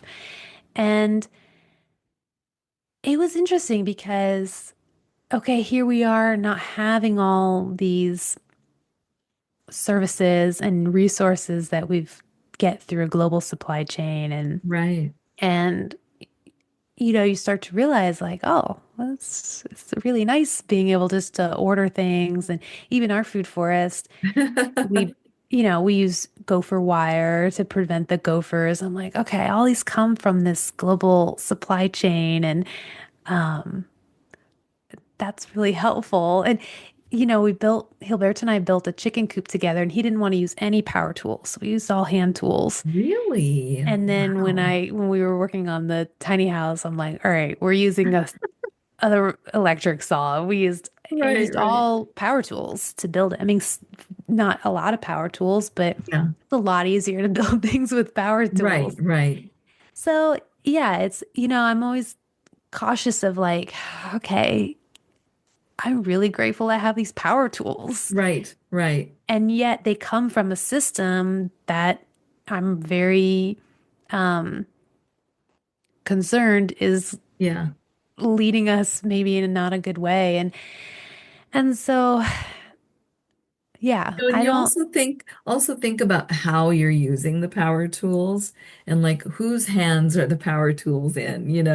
So so with the work that you're doing, you're using power tools to enhance and to regenerate, basically. You're not using them, you're not going into a forest and just like cutting a bunch of trees down. absolutely, So yeah. you're using it in the positive way that's actually going to um, kind of exponentially serve humanity by doing this in a very positive fashion. And so there's also that balance between, well, how much of this technology and how much of this, these amazing inventions am I going to take advantage of? And then where can I, have the balance? So I Yeah, really, well I said. am so impressed by Gilberto for wanting to like do everything without power tools. I mean that's like the Amish community, right? They don't use power or anything He carves spoons, like the fruit wood spoons, and he doesn't use any sandpaper because he didn't want to use to smooth it out. to smooth it out. So he finishes it knife finish. So it's Oh, smooth and they're with like super knife smooth, cuts. They're right? super smooth. Yeah. I've seen So people carve to like a soft, shiny finish without sandpaper, and I'm like, how yeah, does that work? it takes a lot of time. Yeah. And That's then I remind myself too, okay, like what are we doing on planet Earth? And I've gone down a lot of different paths of like, scenarios. yeah, or just trying to understand like what's the purpose of this. And Yeah. the one that just feels most true is we're here to learn and grow. And the only thing we can take with us when it's over is how we've transformed ourselves through this Mhm. experience. And so I think that gives me the most peace of Yeah. just trying to make sense of everything that's happening. And it's like, okay, but did this earth experience make me more loving, more kind, more forgiving? And then I feel like I'm on the right path. Yeah. And that feels right. Yeah. Wow. Yeah, it's almost like what are you, it is the question that a lot of people ask themselves, like, what is why am I here? What am I actually doing, right? Yeah. And it's interesting because it's like you obviously, when we all, pass away, we go back to the earth, we can't take anything with us, right? But it's also like, what's your legacy? What are you leaving behind? And so I think specifically just speaking to you, like the work that you're doing is a huge legacy. And so you're leaving behind so much beautiful, not only beautiful work, tangible, but you're leaving behind knowledge and things that you've personally learned in your specific little piece of paradise. So yeah, I think that everything you're doing is just to me it's like amazing. It's amazing. It's such a you're leaving a legacy like to whoever it is. Like you're leaving a legacy to people that you don't even know. So um I think you can rest well knowing that. Thank you. Yeah, it's reminding me of an email, the very first email Gilberto ever wrote to me. He said, and I'm not going to remember the exact words, but he said, I think you can gain a lot of wisdom from planting a tree under which you'll never know it's cooling shade. Yeah. And Oh, I love that quote. That's a yeah, very famous quote, right? yeah. I don't That know who is said that beautiful. originally, but yeah, it's the we may we we will never see the forests return to what they were before America became Yeah, before it all was clear, so much was clear cut. right. But what we do get to keep is the wisdom that's gained from being part of its restoration. And Yeah, yeah. um, And the health and wellness that comes from doing that work. yeah. Because I'm a big believer, and it's so amazing to hear your story because I just love, I don't know if you've seen the movie Earthing. Yes. Yeah, Yeah, it's that's free like, on YouTube right yeah, it's now. just incredible.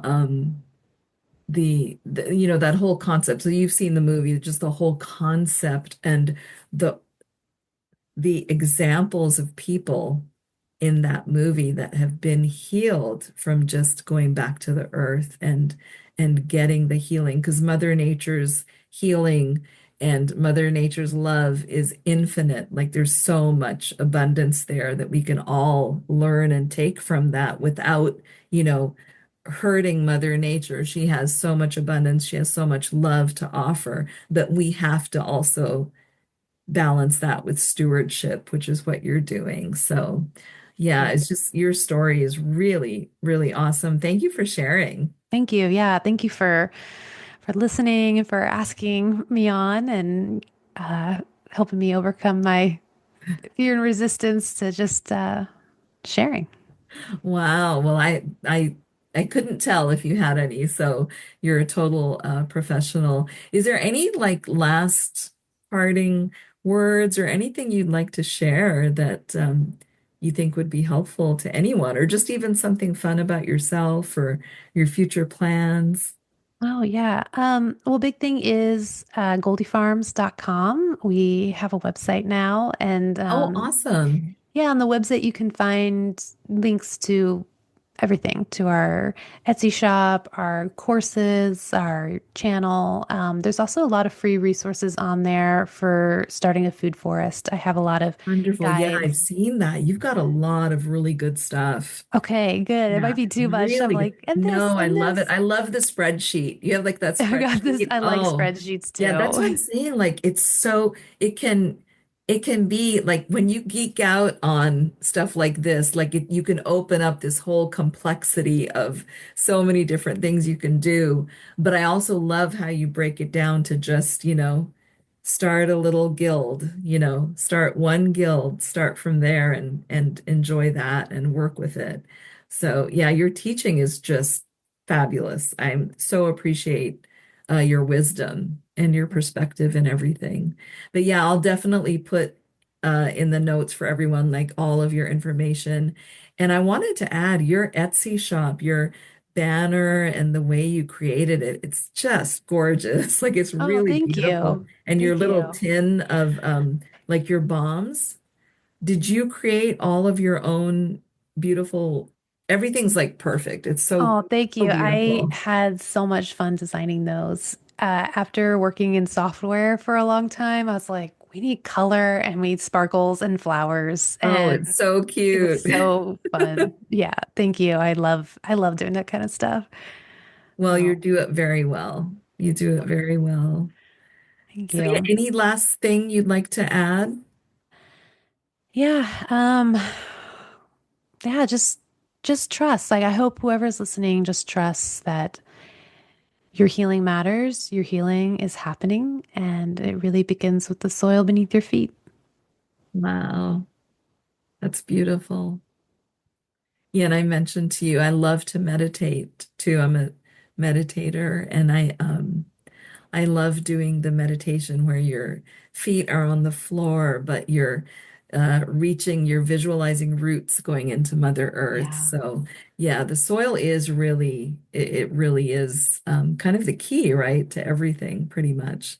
So thank you it so much, is. Erin. It's been like Yeah, so thank much you for having fun. me. I really, Yeah. really enjoyed this. I loved this. I'm going to piece everything together and I'll have this ready soon. I can't But wait. I hope everyone had a wonderful time listening to Erin's wisdom, Erin's perspective, and I'm going to share all of your information so that people can check everything out. So thank you again. Wonderful. Bye, Thank you so everyone. I much. will stop recording. Thank you so much, Erin. Yeah, thank you. That was really fun. Hold I on really for appreciate one that. second.